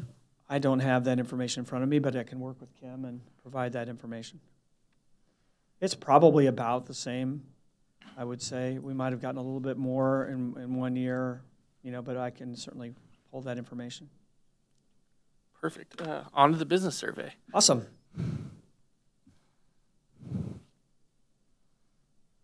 Nope, I think we're bringing it up, or am I still just clicking? There we go. Until Rich Groves get ready to start Awesome. screenshotting. Okay, we also had the opportunity to conduct a business survey, and we're currently working on your employee survey. Within the business survey, same footprint for us, methodology, kind of the agenda, kind of the same. Purpose is very similar. Although, since it's really focusing on businesses, we wanted to help, how do you kind of gauge what you can do to assist businesses, what type of reputation does the community have as a place to invest? All of those are areas that we're going to assess here and get more feedback on. The methodology here was a 5-page survey. Believe me, that we may even want to talk about making that shorter in the future because businesses are just having a hard time making time to fill out surveys across the country. It's harder and harder. Plus, when we try to contact businesses, if we have to get that point, you'd be amazed at how many are not in business anymore. And so kind of keeping that accurate census of what businesses do we have is becoming more difficult. But this was sent by mail to all businesses in the city. We had 75% completed surveys. Bottom line up front, businesses do have a positive perception of the city. So you had 88% gave the city high ratings as a place to do business. Businesses were most satisfied with fire, EMS services, police services, and street lighting. Overall priority for your businesses is street maintenance, including sidewalks, medians, and curbs. We asked the question, how would you rate the city of North Kansas City overall as a place to do business? You had 88% of your businesses say we find it excellent or good. You had only 1% that said below average. How would you rate the city of North Kansas City's overall as a place to do business? And this was a comparison back to the 2020 survey. So we didn't do the business surveys prior to 2020, but you see the 2020 versus 2024 there, about the same. We asked, please rate your satisfaction with these different categories.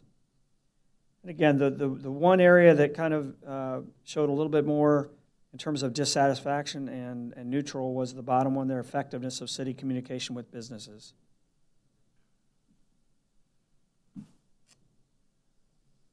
Now we do more trends, and this is comparing a lot of different services. So this is in stark contrast to that one slide in the community survey that was all red arrows going down. This is all going up. So in the last 4 years, you've seen significant increases in all these different categories. So that was really a testament to how the city is working with different businesses. I know it's a little confusing because when the previous survey we had light blue was North Kansas City, and now it's dark blue. So hopefully you're able to follow along with that.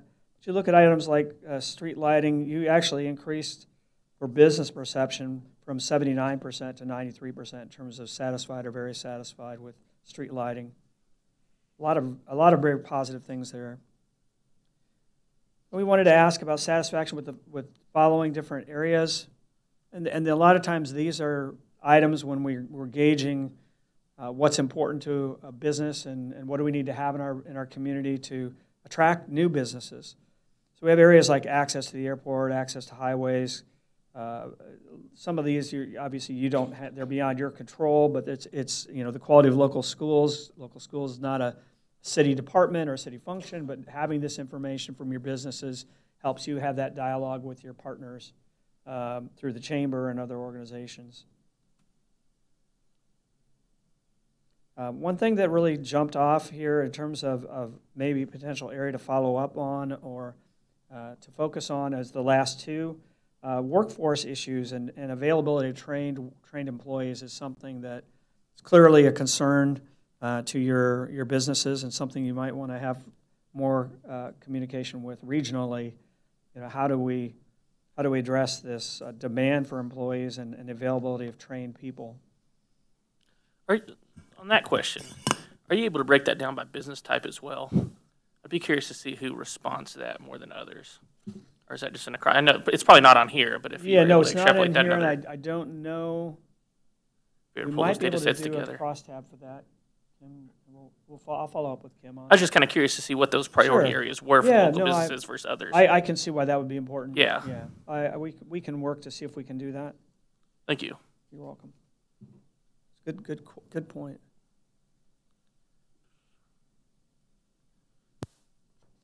Now we're looking at some more of the trends.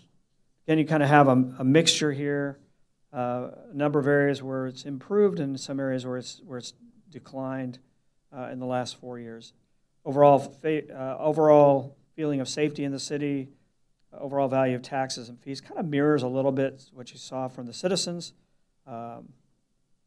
However, something like this is where you look and it says access to quality housing options for your workforce. Some of those are significantly down in 2020. You look at availability of public transportation. That's something you were just talking about earlier.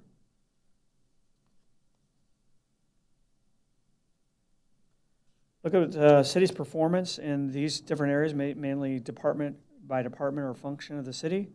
The one area where you really need to kind of probably focus with your businesses is helping them understand what you are doing to focus on property maintenance. There's clearly a perception among your business owners that your services are below average or poor. That would be an area to definitely flag and have further conversation about, to understand why that number is what it is and what can be done to address that. On the other hand, you look at the top, the fire, EMS, police, even water sewer billing. When you think you're focusing on businesses that are concerned about those issues, you're doing really well. More trends, we look at, again, different departments, some different ratings there. You did have go up in terms of community development, planning, and zoning. It's just the code and property maintenance areas that seem to have the concern.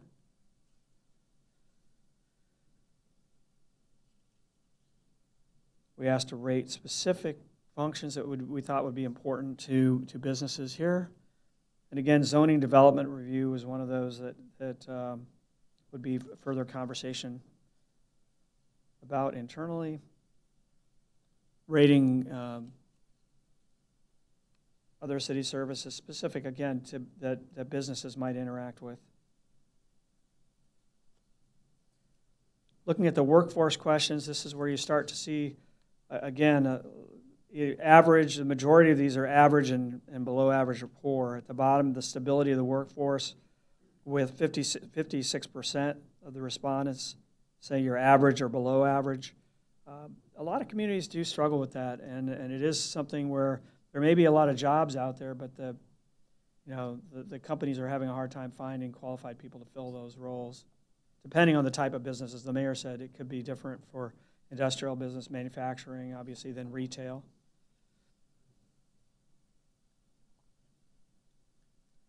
Looking at more of the ratings of the workforce in every category here in terms of from 2020, you look at some of those are pretty stark, going from 44% to 54%, or the opposite, I guess. It was 54%, and now it's 44%. So you've gone down 10%. Stability of workforce, availability of workers, and technical skills, all of those. I know some communities, when they look at those education technical skills, they use that as an opportunity to engage more with their school districts, to kind of get on the same page and figure out what can we do maybe to address that, and maybe to help produce students who graduate with the opportunity to be employed in the community and different skills they might need, et cetera. We've actually held retreats between school districts and cities sometimes, just to make sure everybody's kind of on the same page with what their priorities are, so you know what the school is trying to do, they know what you're trying to do, and those can be very successful, just kind of like opening doors for cooperation and communication.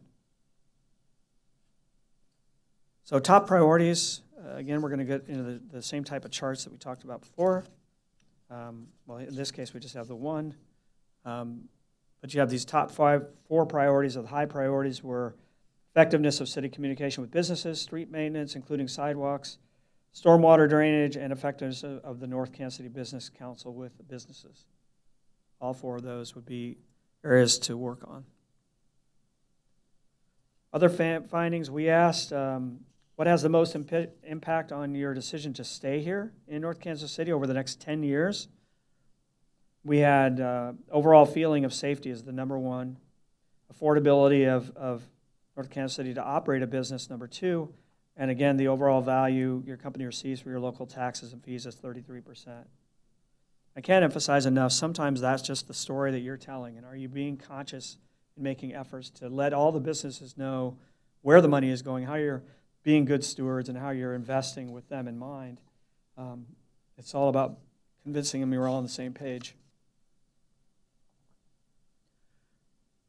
Likelihood of recommending the city as a business location to friends, families, or coworkers. They actually have a very high percentage in terms of those likely or very likely is 83%. So they would be likely or very likely to recommend North Kansas City to other folks they know for other businesses. Only 6% said they would not, or it would not be likely. And again, final, here are the trends. The new survey is in dark blue. It's about the same statistically in terms of that, not really changed. Still have a good reputation. People are willing to share. Overall business atmosphere in the city compared to 2 years ago. You have 35% that said, no, it's about the same, but it's good. It's okay. I'm happy with it. And you had 51% said better. So you have 86% overall thought it was either better or no change, but it's good in terms of the business atmosphere. Trends actually went up significantly when we look at that better, when it did change over the last 2 years. How would you best describe the cost of doing business here? 13% high, 16% said low. Your majority, 69, almost 70%, said it's average.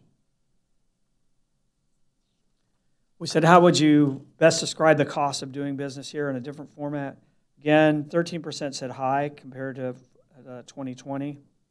The rest were about the same.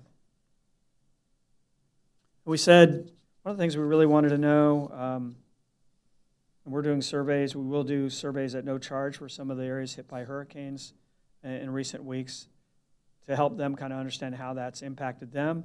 Some of these is really a measurement. When we did 2020, we're still in the COVID era, so kind of coming out of COVID, we wanted to ask, what do you think you're going to be doing in the next 12 months? The good news is you had almost half of your businesses saying the next 12 months they plan on hiring additional staff. That says a real positive thing about the economy for North Kansas City, that that your businesses, almost half of them are saying, we want to expand, we want to add staff. Again, the issue is, can they find the qualified workforce from the previous slides, or is that an issue for them? We want to expand or renovate within the city about a quarter. Say they're already here and they plan on renovating their facilities or expanding their operations. It's very positive. 7%, and that's about average, said that they're planning on relocating from North Kansas City to someplace else. And frequently that's rental property, businesses that are renting their property, they don't own it. And so that's kind of that 5 to 7, 8% is pretty normal what we see.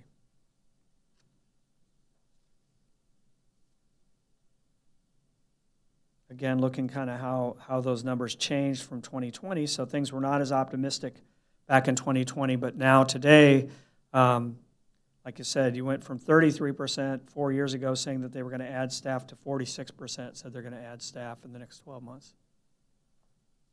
With that, I'm open for any questions you might have. All right, that was a lot of information to digest. Like I said earlier, it is a lot of pages, and we just got it, so certainly take your time, go through it, poke through it. There's the open format questions online as well. Obviously, we're doing very well in a lot of places. Some of these areas said neutral, and there's some room for improvement, so that'd be my ask of staff here, is to kind of continue to pick through this and develop some action plans on how we improve where those areas are. And then at some point, we'll probably have that conversation later. Unless someone has more action things they want tonight. I'd say broadly, start throwing some stuff together related to that. 'Cause other than that, appreciate the report.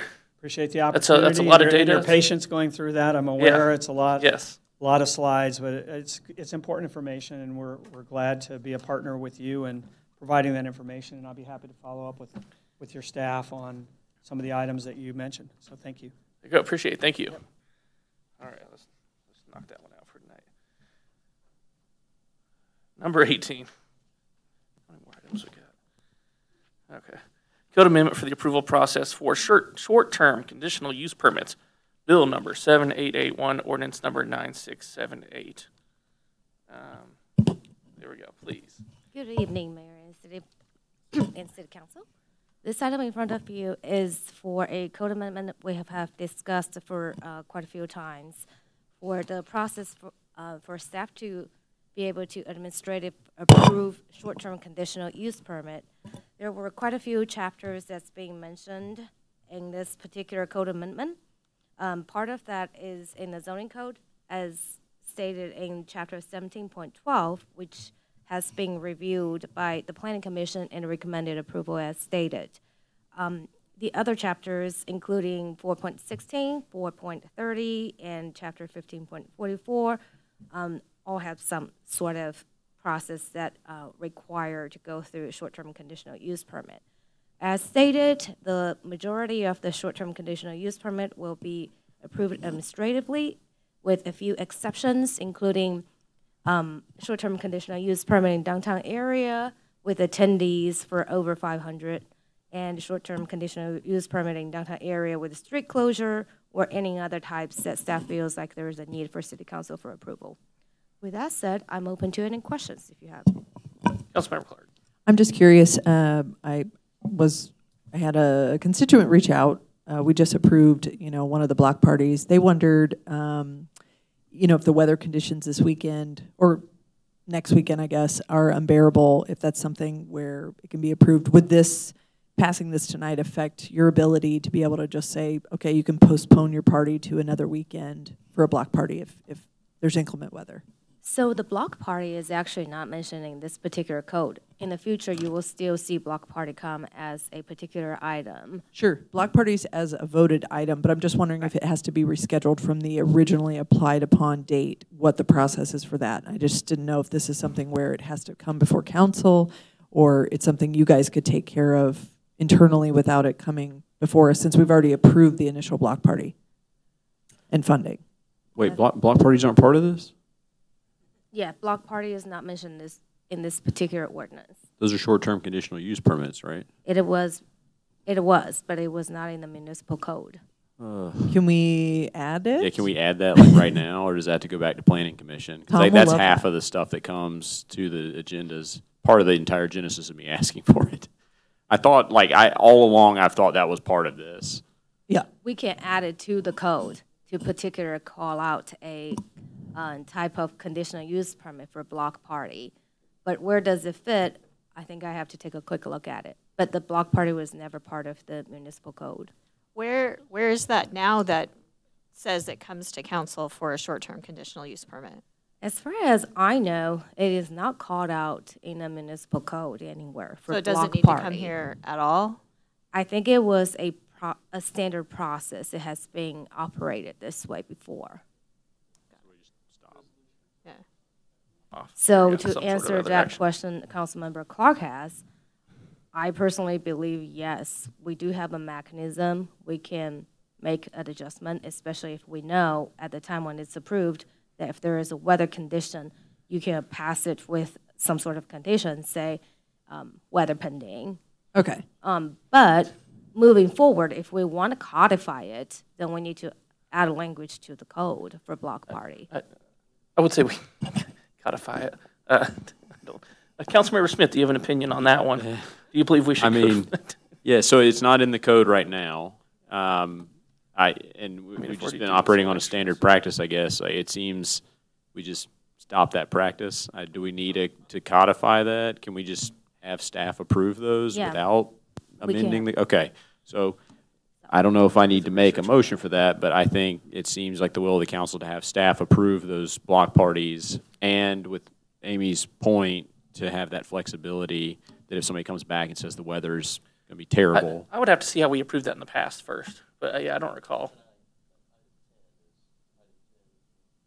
Well, and I'd also like no, I understand that. I'm talking about how we previously approved the block parties. Yeah. Right. Like how did that? And there's an expenditure that goes with it as well. Yeah. A grant, an amount of money. But if we are cleaning everything up, it probably would make sense to add it, even if it wasn't added before, to this, and just be done with it. So bring it back?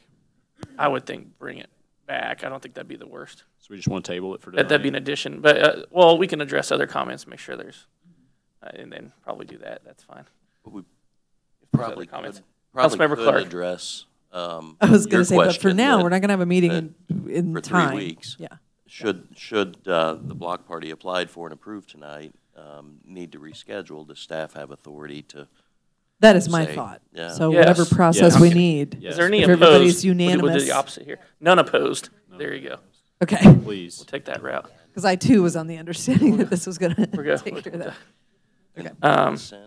Okay, so let's add, is there? Did you make a motion? There was, Did someone? Can I Oh, you make- kind of did, but no one seconded. no, I asked if I needed to make. Oh, you asked if you Yeah. needed Did to. you make a motion? Yeah, so Or- moving to add to codify. The We haven't taken process. up the question, so we don't Wait, need a are motion. we, I think we're just working on. Because he's this working on I it. make a particular block motion party. that hers. with the block party that we Yes. have approved tonight, Please. that it can be weather condition. I don't know. Rescheduled. That it can be rescheduled due to weather, and it can be decided by city staff without coming before council. Second.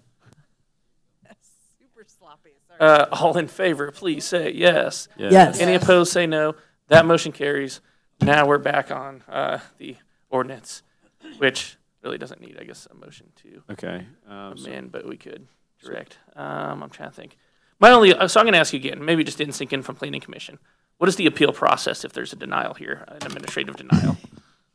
So the appeal process is, it will go to city council. Is that codified either? It is not particularly called out, but I believe there is a broader language for any administrative approval could move forward. Do we know where that, I mean, because that's be something I'd want as well, is an We appeal can language add it. added. We Yeah, can and add we it have it to in other the- places in our code, and so it's probably a copy and paste from another section. But Councilmember McGrone. So since I think one of the goals of this entire thing is to keep a lot of these short-term conditional use permits from coming before council, I think I'd like to see you go back to previous council meetings over the last couple of years, look at the short-term conditional use permits that have been on our agenda, make sure all of those are addressed in this, and then with, making sure that there are exceptions or how weather issues are addressed, making sure that there are appeal processes, and then present us a full resolution that addresses all of those short-term to conditional use permits that have been on that plate in the past. Okay, if I could add one more thing about the neighborhood block party, it was never defined to go through a short-term conditional use permit process. It is its own thing.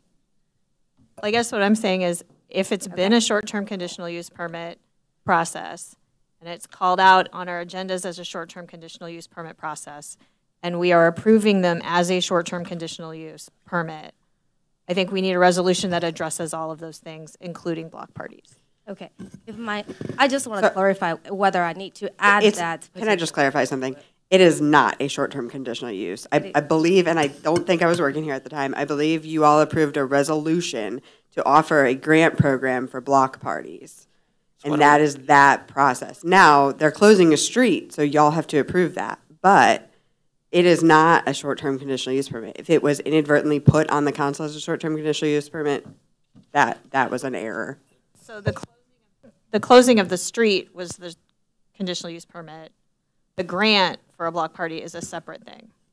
It's all done under one application through that program, and we'd have to go back and pull the resolution. I don't have that right now, but you were authorized to close a street. So would we then, would council be okay with if there was some other, I don't know if we need a second resolution that addresses block parties that allows city staff to approve those and the grants that go along with them? Yeah, you could add it.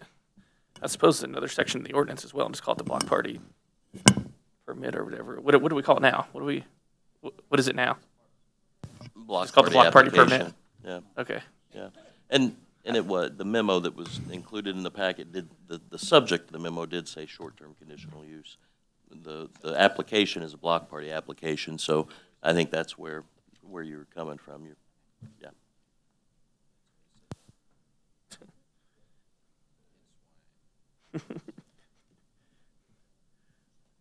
Mr. Tom Barzee, who appears to be studying this very thoroughly over here. Did you find if there was an appeal language in there? Is that what he's looking for?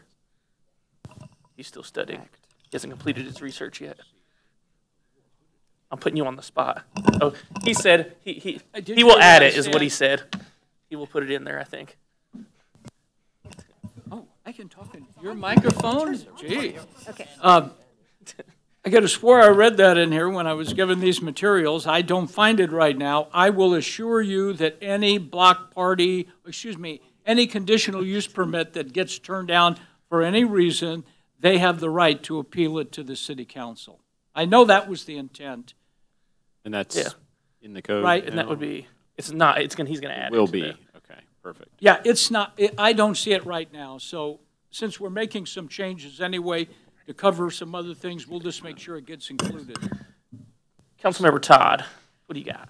I just want to make sure that I'm not, because when I saw this, I thought this was what we talked about when we went through the whole thing and saw what percentage of things were, more than 500 people. And like we came up with all these things. Is that the same thing we're talking about now? Yeah, yes, although Okay. we dove into an adjacent topic apparently, which is block parties.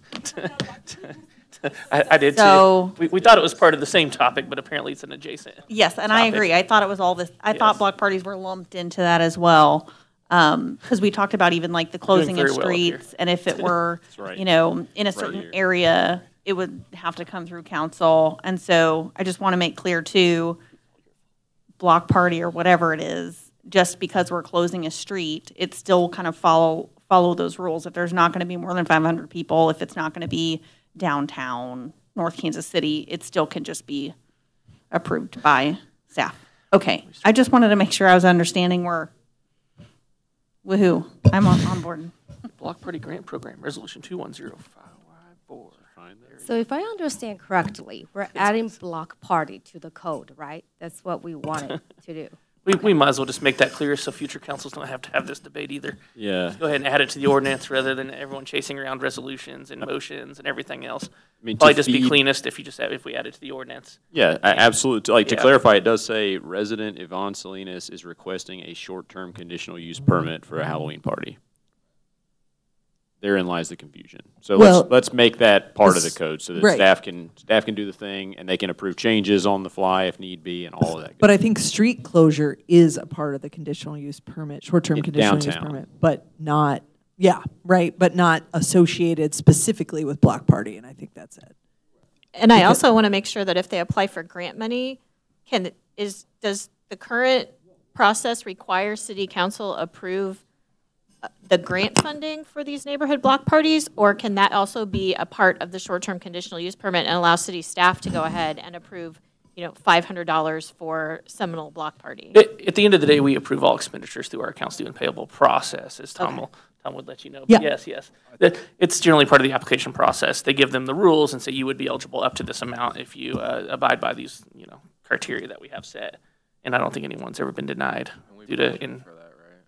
Yes, we budget for that. I don't mind Say that seeing as I it on stare. the consent agenda, and we always have the option to pull it off. I think it's good for visibility for community members that may not know, or maybe tune in and say, oh, there's a Halloween party. I'll go to it. It's in my ward. So I'd like to keep it on there. Part of the discussion at the planning commission was to make that a report at the bottom rather than having lined out consent agenda items, to have a staff report of these are the ones applied for, these are the ones approved, Okay, fair. these are the ones denied. A status tracker of, short-term conditional use permits.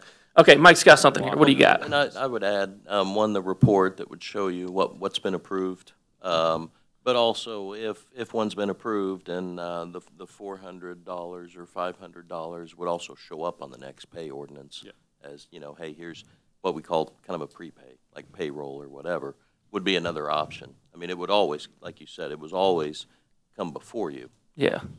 If it is to be a staff thing. Otherwise, we just leave it. I mean, that'd be my thought. I'm not going to lose any sleep either way. Are we also codifying the weather contingency? Oh, that's stuck in Northland. Basically, allowance for change orders.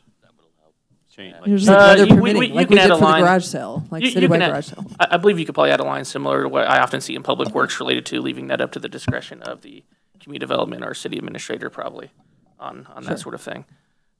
Like obviously, Tom can write it more beautifully. We would leave than it to that, but- staff because maybe public works is like, no, we're working on the cul-de-sac that weekend. We're going to be digging it up. There's no way you can have a party and close the roads. I get that. So I think that's like a tiny example, right? But that can You haven't happen. talked much tonight. I had to pick on you somehow. Yeah.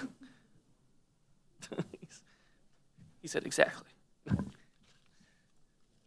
All right, what else we have on this one?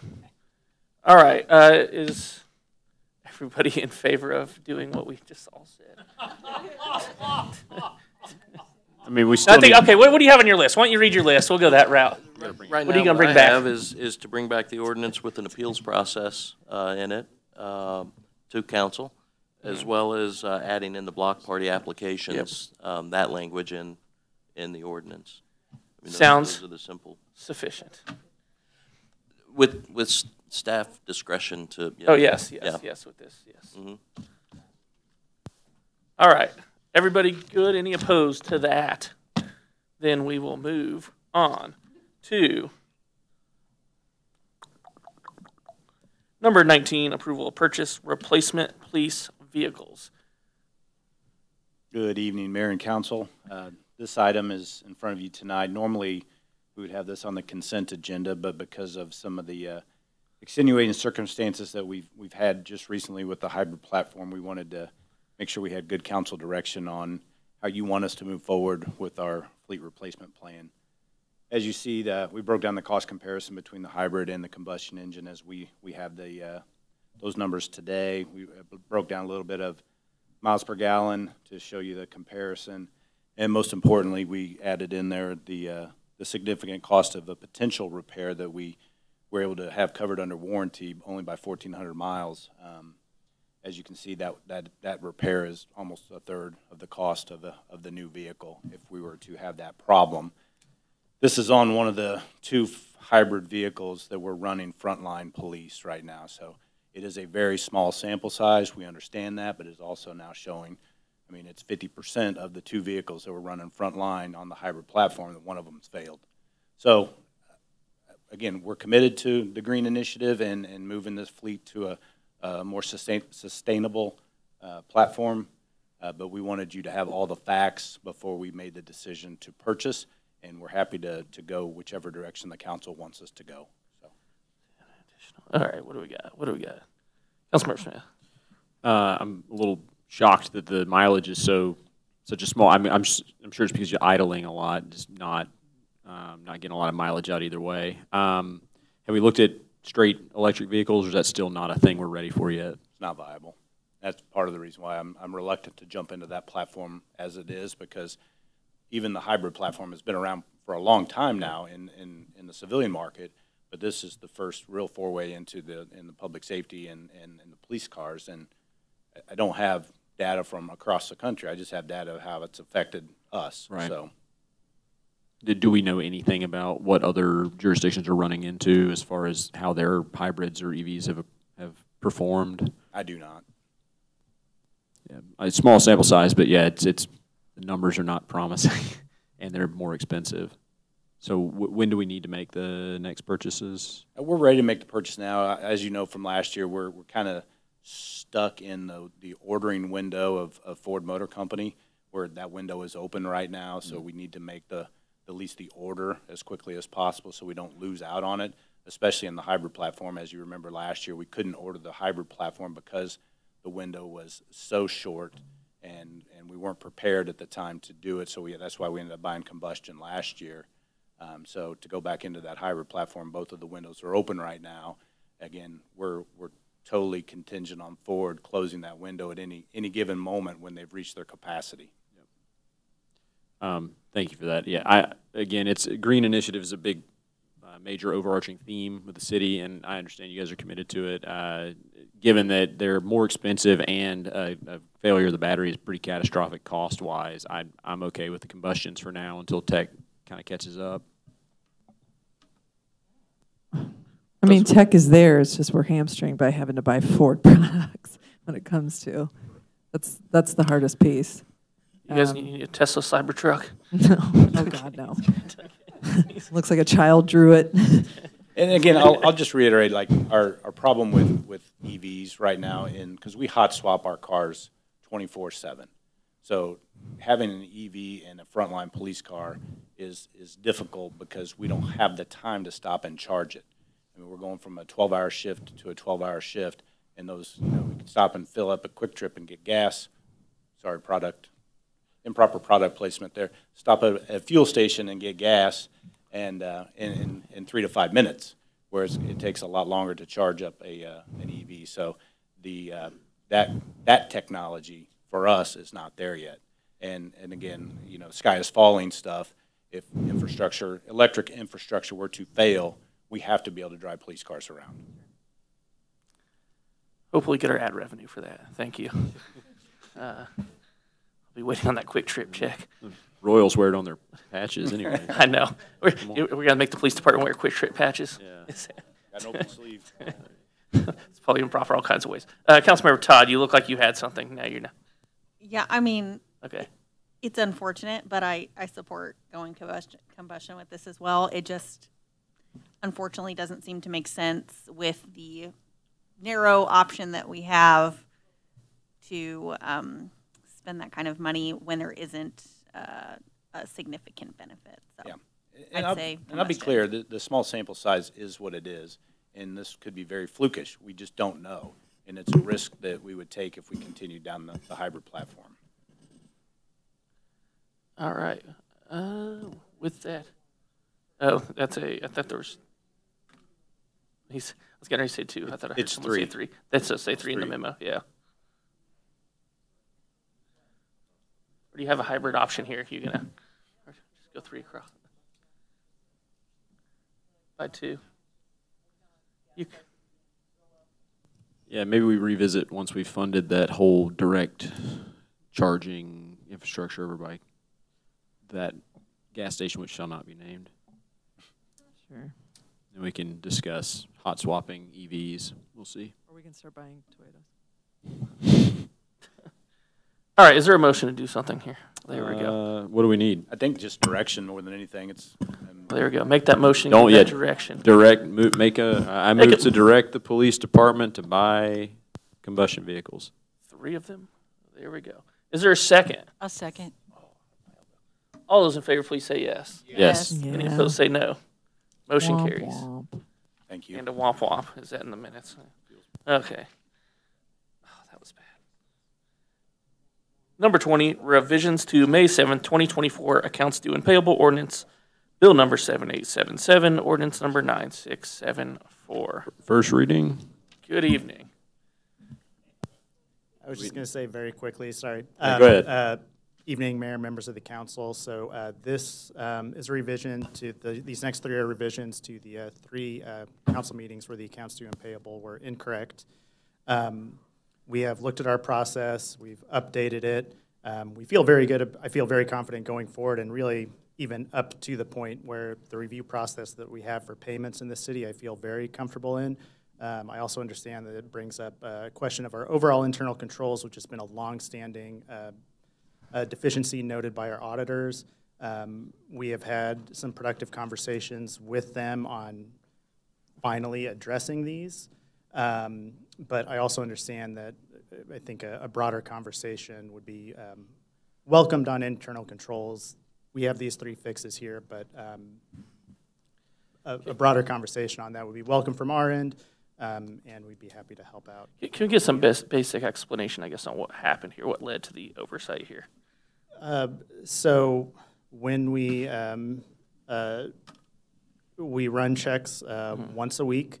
What happened in these 3 occasions on the checks before the council meeting, we ran our reports for them too early before the checks for that Thursday were included.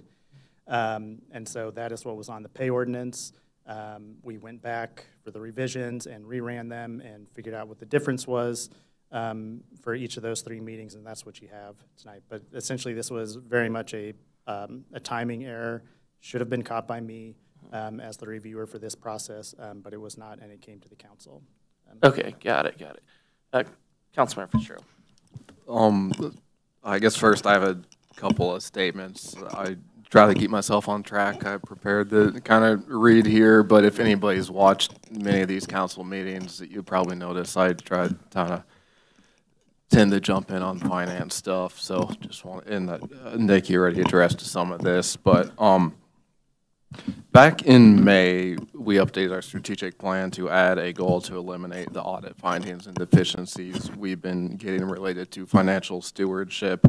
I've been on both sides of this on city council as part of the group being informed about the deficiencies, and during my day job on the audit side. informing a governing body about those deficiencies.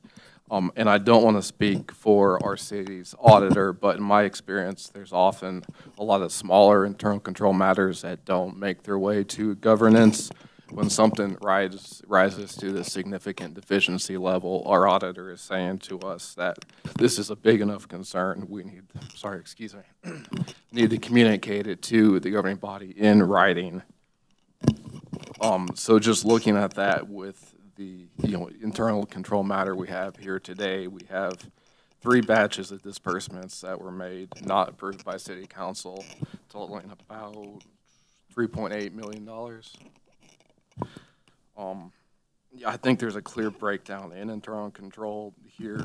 I think it's, our auditors have been telling us we have internal control deficiencies. We have an example here. I think it's just a red flag and a reminder that this isn't something to take lightly, and we should try to address it to the best we're able to. So I think with that, I would request maybe a work session at an upcoming item to talk about our internal control process and ways to remediate the deficiencies we've been getting, and also to make sure that, City Council kind of understands our responsibilities related to these controls. There you go.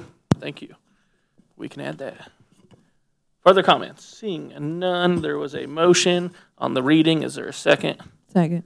All in favor, please say yes. Yes. Yes. Any opposed, say no. Motion carries. I'm sorry, who was that second? Clark, thank you. An ordinance authorizing and approving retroactive payment of certain accounts previously made by the City of North Kansas City, Missouri, which were due and payable through May 3rd, 2024, but were inadvertently made due to administrative error. Move that bill number 7877 be placed on second and final reading and passes ordinance number 9674. Second. Call the roll, please. Councilmember Saper. Yes. Councilmember McGrone. Yes. Councilmember Smith. Yes. Councilmember Fitzgerald. Yes. Councilmember Alvarez. Yes. Councilmember Clark. Yes. Councilmember Todd. Yes. An ordinance authorizing and approving retroactive payment of certain accounts previously made by the City of North Kansas City, Missouri, which were due and payable through May 3rd, 2024, but were inadvertently made due to administrative error. Now I got to flip pages. Is that 21? That was 20. We're on 21 now. Now we're on 21. All right, number 21, revisions to June 18th, 2024, accounts due and payable ordinance, bill number 7879, ordinance number 9676. First reading. Second. All in favor, please say yes. Yes. Any opposed, say no. Motion carries. An ordinance authorizing and approving retroactive payment of certain accounts previously made by the City of North Kansas City, Missouri, which were due and payable through June 14th, 2024, but were inadvertently made due to administrative error. Move that bill number 7879 be placed on second and final reading and passes ordinance number 9676. Second. Call the roll, please. Councilmember Saper. Yes. Councilmember McGrone. Yes. Councilmember Smith. Yes.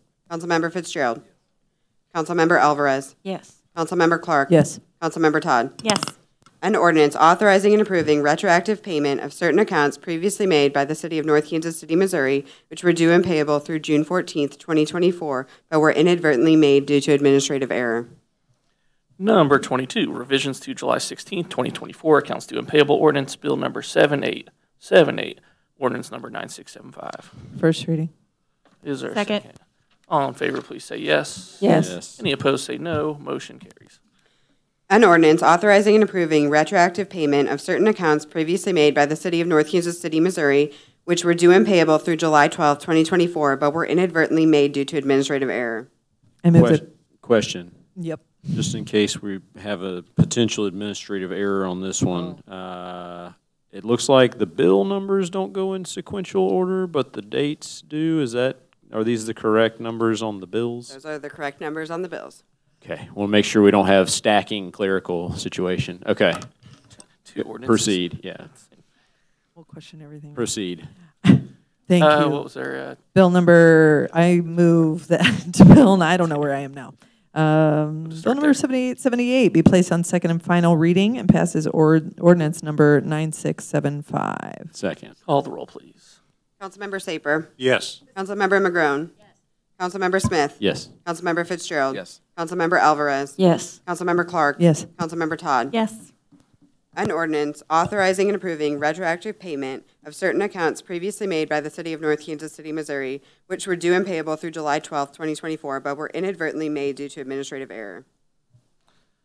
Number 23, approval of collective bargaining agreement with Local 42, Bill number 7880, ordinance number 9677. First reading. Chief Williams, are you going to, or anything, Mike?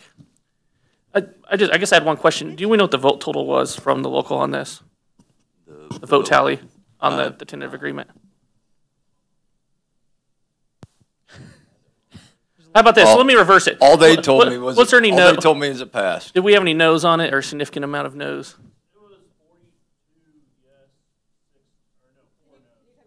10%. Sorry, now we got to put you on the spot here with the question. 10% no. It was 44 yes and 4 no. All right, appreciate that. Thank you. Yes. Thank you. All right, and no further comments, anything, Second. council? All right, there's a motion and a second. All in favor, please say yes. Yes. Any opposed, say no. Motion carries. An ordinance approving and adopting the collective bargaining agreement negotiated by and between the City of North Kansas City, Missouri, and the International Association of Firefighters, Local 42, representing certain employees in the fire department, and establishing the effective date of said agreement. I move that bill number 7880 be placed on second and final reading and pass as ordinance number 9677. Second. Call the roll, please. Councilmember Saper. Yes. Councilmember McGrone. Yes. Councilmember Smith. Yes. Councilmember Fitzgerald. Yes. Councilmember Alvarez. Yes. Councilmember Clark. Yes. Councilmember Todd. Yes. An ordinance approving and adopting the collective bargaining agreement negotiated by and between the City of North Kansas City, Missouri, and the International Association of Firefighters, Local 42, representing certain employees in the fire department, and establishing the effective date of said agreement. We should have moved that one earlier so you two didn't have to sit out here for 2 hours. But hey, you're the most informed over there now, so take back some good news. Okay, thank you. Number 24, approving accounts due and payable by the city through October 11th, 2024, bill number 7882, ordinance number 9679. I do have a question on this. I asked Mike. Mike, did you get an answer on my question earlier related to uniforms? I can go right to Kevin. Okay, you have not. Do we know why the police uniforms go under the gaming fund? I'm sure there's an easy. We had a capital improvement line Yeah. last year for a complete replacement of all the uniforms. So that was a one-time cost for that, and then now ongoing, we just go back to our regular replacement schedule. So this was probably still part of that initial purchase. I don't know what you're looking at, sir. But So, okay, I'll pull up the pay ordinance. Hold on. There were basically every charge in the gaming fund is for uniforms this time. There's several for Gulls, for Blundell and Bradshaw, so those would be new uniforms. Correct. Under the gaming fund. Yes. Why would those be under the gaming fund if they They're weren't part of the still capital? part of the initial changeover process. A lot of times when we have new employees, we go down to our uniform closet and source uniforms out of there versus buying them new. But with these two new employees. Okay. Yeah. All right. I mean, my curiosity is if those would belong in the general fund, probably going forward. But okay, that works. Thank you. With that, motion reading. second already occurred. All in favor, please say, did it? Nope. Did it occur? Was there a first reading? There's a first reading now. There was. Someone said it, but I don't know if there's a second. Second. Okay, all in favor, please say yes. Yes. Any opposed, say no. Motion carries. An ordinance authorizing payment for certain accounts due and payable by the city through October 11th, 2024. I move that bill number 7882 be placed on second and final reading and pass as ordinance number 9679. Second. Call the roll, please. Councilmember Saper. Yes. Councilmember McGrone. Yes. Councilmember Smith. Yes. Councilmember Fitzgerald. Councilmember Alvarez. Yes. Councilmember Clark. Yes. Councilmember Todd. Yes. An ordinance authorizing payment for certain accounts due and payable by the city through October 11th, 2024. Item number 25, staff comments. All right, tonight, we've got the monthly income report as of September 30th. I will make note that as far as sales tax and whatnot, everything's not in there. It's based on the accrual. So the final isn't going to be till what, December? But we'll get this otherwise expense-wise and everything should be pretty up to date. You've also got the bike share Q3 report, a healthy citizen report.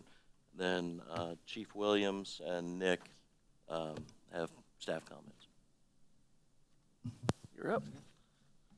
Let's see. First of all, I wanted to thank you for all of your help during the CBA negotiations and all of that. I appreciate you guys, all your detail towards that and your help in getting that done. Secondly, we are participating in the Missouri Care CPR Day of Service tomorrow. And so tomorrow we will be having CPR, hands-only CPR locations throughout the city at 2-hour intervals. So we're starting at the YMCA from 8 to 10 in the morning. And then 11 to 1 will be at Chicken and Pickle. And then we will be at the Gardens from 2 to 4. And we will finish the day from 5 to 7 at Harrah's. So I wanted to invite you all out to one of those locations, visit us, learn hands-only CPR. It's all free. Okay? Thank you. Thank you. Good evening again. I just wanted to talk about a couple upcoming things. One, we will be talking about water and wastewater rates again. Likely bringing that back for a discussion in November with plans to adopt the rates in the first meeting in December. We are looking at the surcharge. We're working with Anthony's team as there's some new testing potentials that we would need to add to that. And then also through that process, hopefully just update how we charge that surcharge to our, I believe it's just 7 large businesses that we have in the city that are charged for different solids and things they get into our wastewater system. But we'll be bringing that back based on our discussion from the budget. So that will probably be the first meeting in November.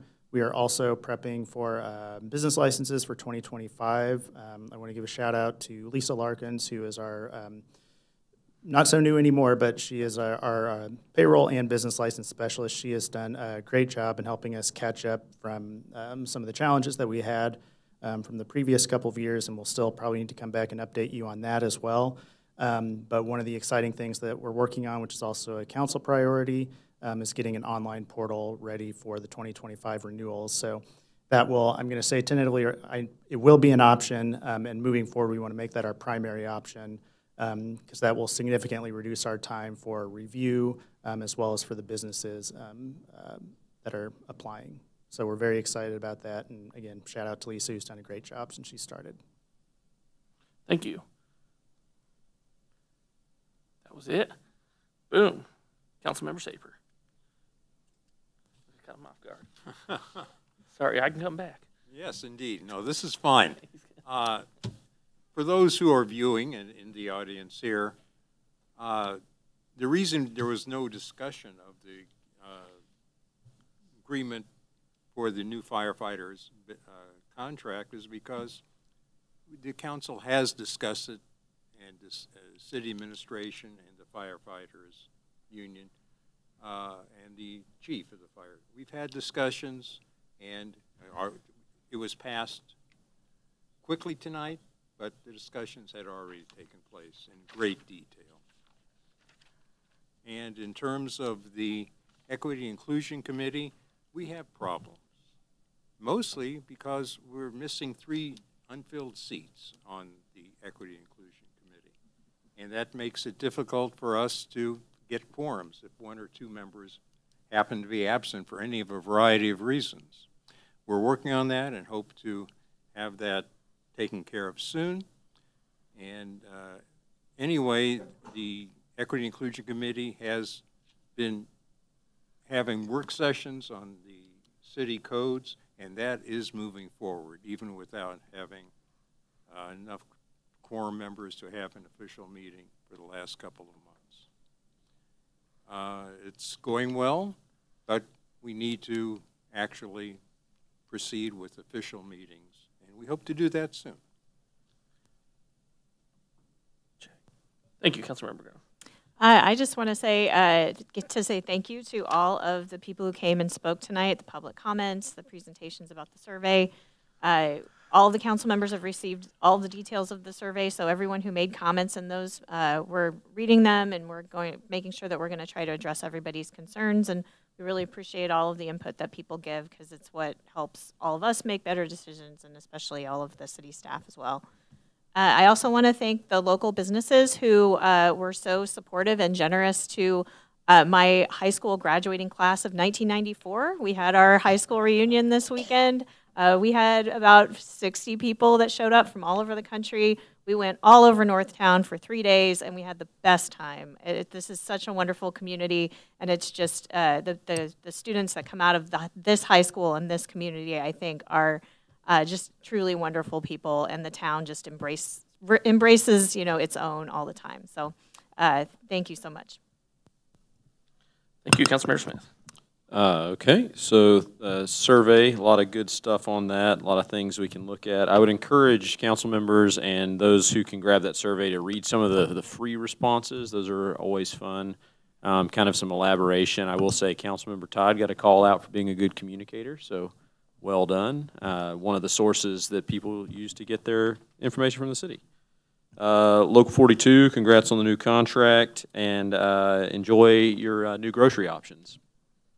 The survey also called out a couple things. One, and after reading it, I kind of walk around the city quite a bit. So at night, I did notice that there are spots where the trees block out the streetlights pretty entirely.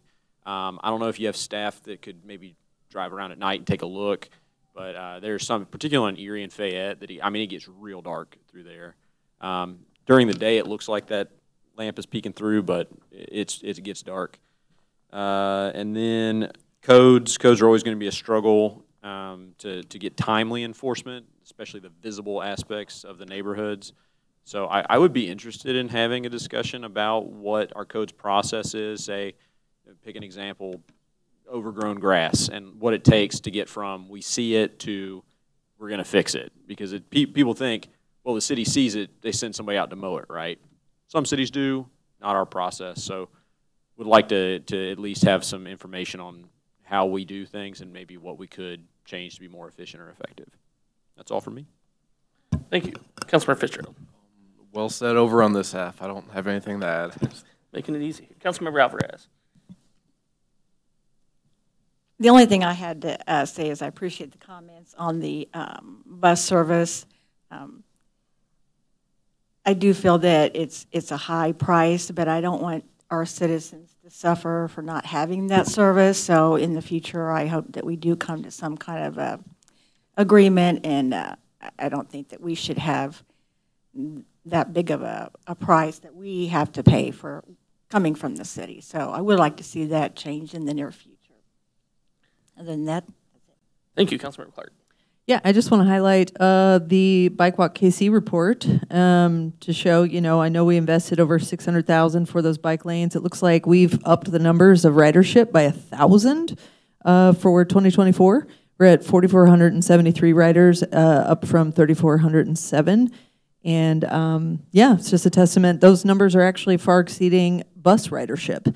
So if we just kind of equate that and look at the cost of things, just appreciate multimodal transportation and the costs associated. That's well below $1 million mark. So I do appreciate those that are out there utilizing bikes if you're able. That's it. Yep. Councilmember Todd. Ditto all of the great comments about everyone who took time to answer that survey. The hardest part of, I think, doing something like this is getting actual feedback in a constructive way. So I appreciate everybody who took the time to do that. Mark your calendars for Halloween at Mackin. Shout out to Parks and Rec. Looks like Saturday, October 26th. Always a good time. Get some trunk or treat on. And that's it. Have a great night. All right, perfect. And yeah, happy we got a CBA done with our members of the IFF Local 42 over there. So that was good. Non-confrontational process. I got called out in the community survey for mumbling. I understand. This fact is true, but I will work on it. So thank you for that. That person was that you, Mike? Did you put that? It was Tom. Okay. Oh, you were listening to Tom. I thought you were blaming it on Tom. Tom, no. No. All good stuff out there, though. Definitely take a look and look forward to diving deeper into that and coming up with some action plan to tackle some items, but also keep doing what we're doing well. So there we go. Thank you for everyone's work. With that, I got so many comments and marks on I don't even know where I'm at here. 28, consideration or request to hold in recess into an executive session as requested by the city councilor to be held on this date on a litigation matter pursuant to Missouri Revised Statute 610-0211. So moved. Oh, we don't have to. Is there a second? Second. Oh, call the roll, please. Councilmember Saber. Yes. Councilmember McGrone. Yes. Councilmember Smith. Yes. Councilmember Fitzgerald. Councilmember Alvarez. Yes. Councilmember Clark. Yes. Councilmember Todd. Yes. Number 29, consideration of a request to hold in recess into an executive session as requested by the city administrator to be held on this date on a contractual matter pursuant to Missouri Revised Statute 610-0211. Is there a motion? There is a second. Call the roll, please. Boom, boom. One and two. Councilmember Alvarez. Okay. Second. And then Councilmember Clark, I believe. Okay. Councilmember Saber. Yes. Councilmember McGrone. Yes. Councilmember Smith. Yes. Councilmember Fitzgerald. Yes. Councilmember Alvarez. Yes. Councilmember Clark. Yes. Councilmember Todd. Yes. Number 30. Number 30, consideration of a request to hold in recess into an executive session as requested by the city councilor to be held on this date on a potential litigation matter pursuant to Missouri Revised Statute 610-0211. So moved. Second. Call the roll, please. Councilmember Saber. Yes. Councilmember McGrone. Yep. Councilmember Yes. Smith. Councilmember Fitzgerald. Yes. Councilmember Alvarez. Yes. Councilmember Clark. Yes. Councilmember Todd. Yes. All right, and we are not doing item number 31, which takes us into an executive session. So no further public business or votes will be taken tonight, and the Channel 2 and YouTube live stream will cut off shortly. Thank you. Or now.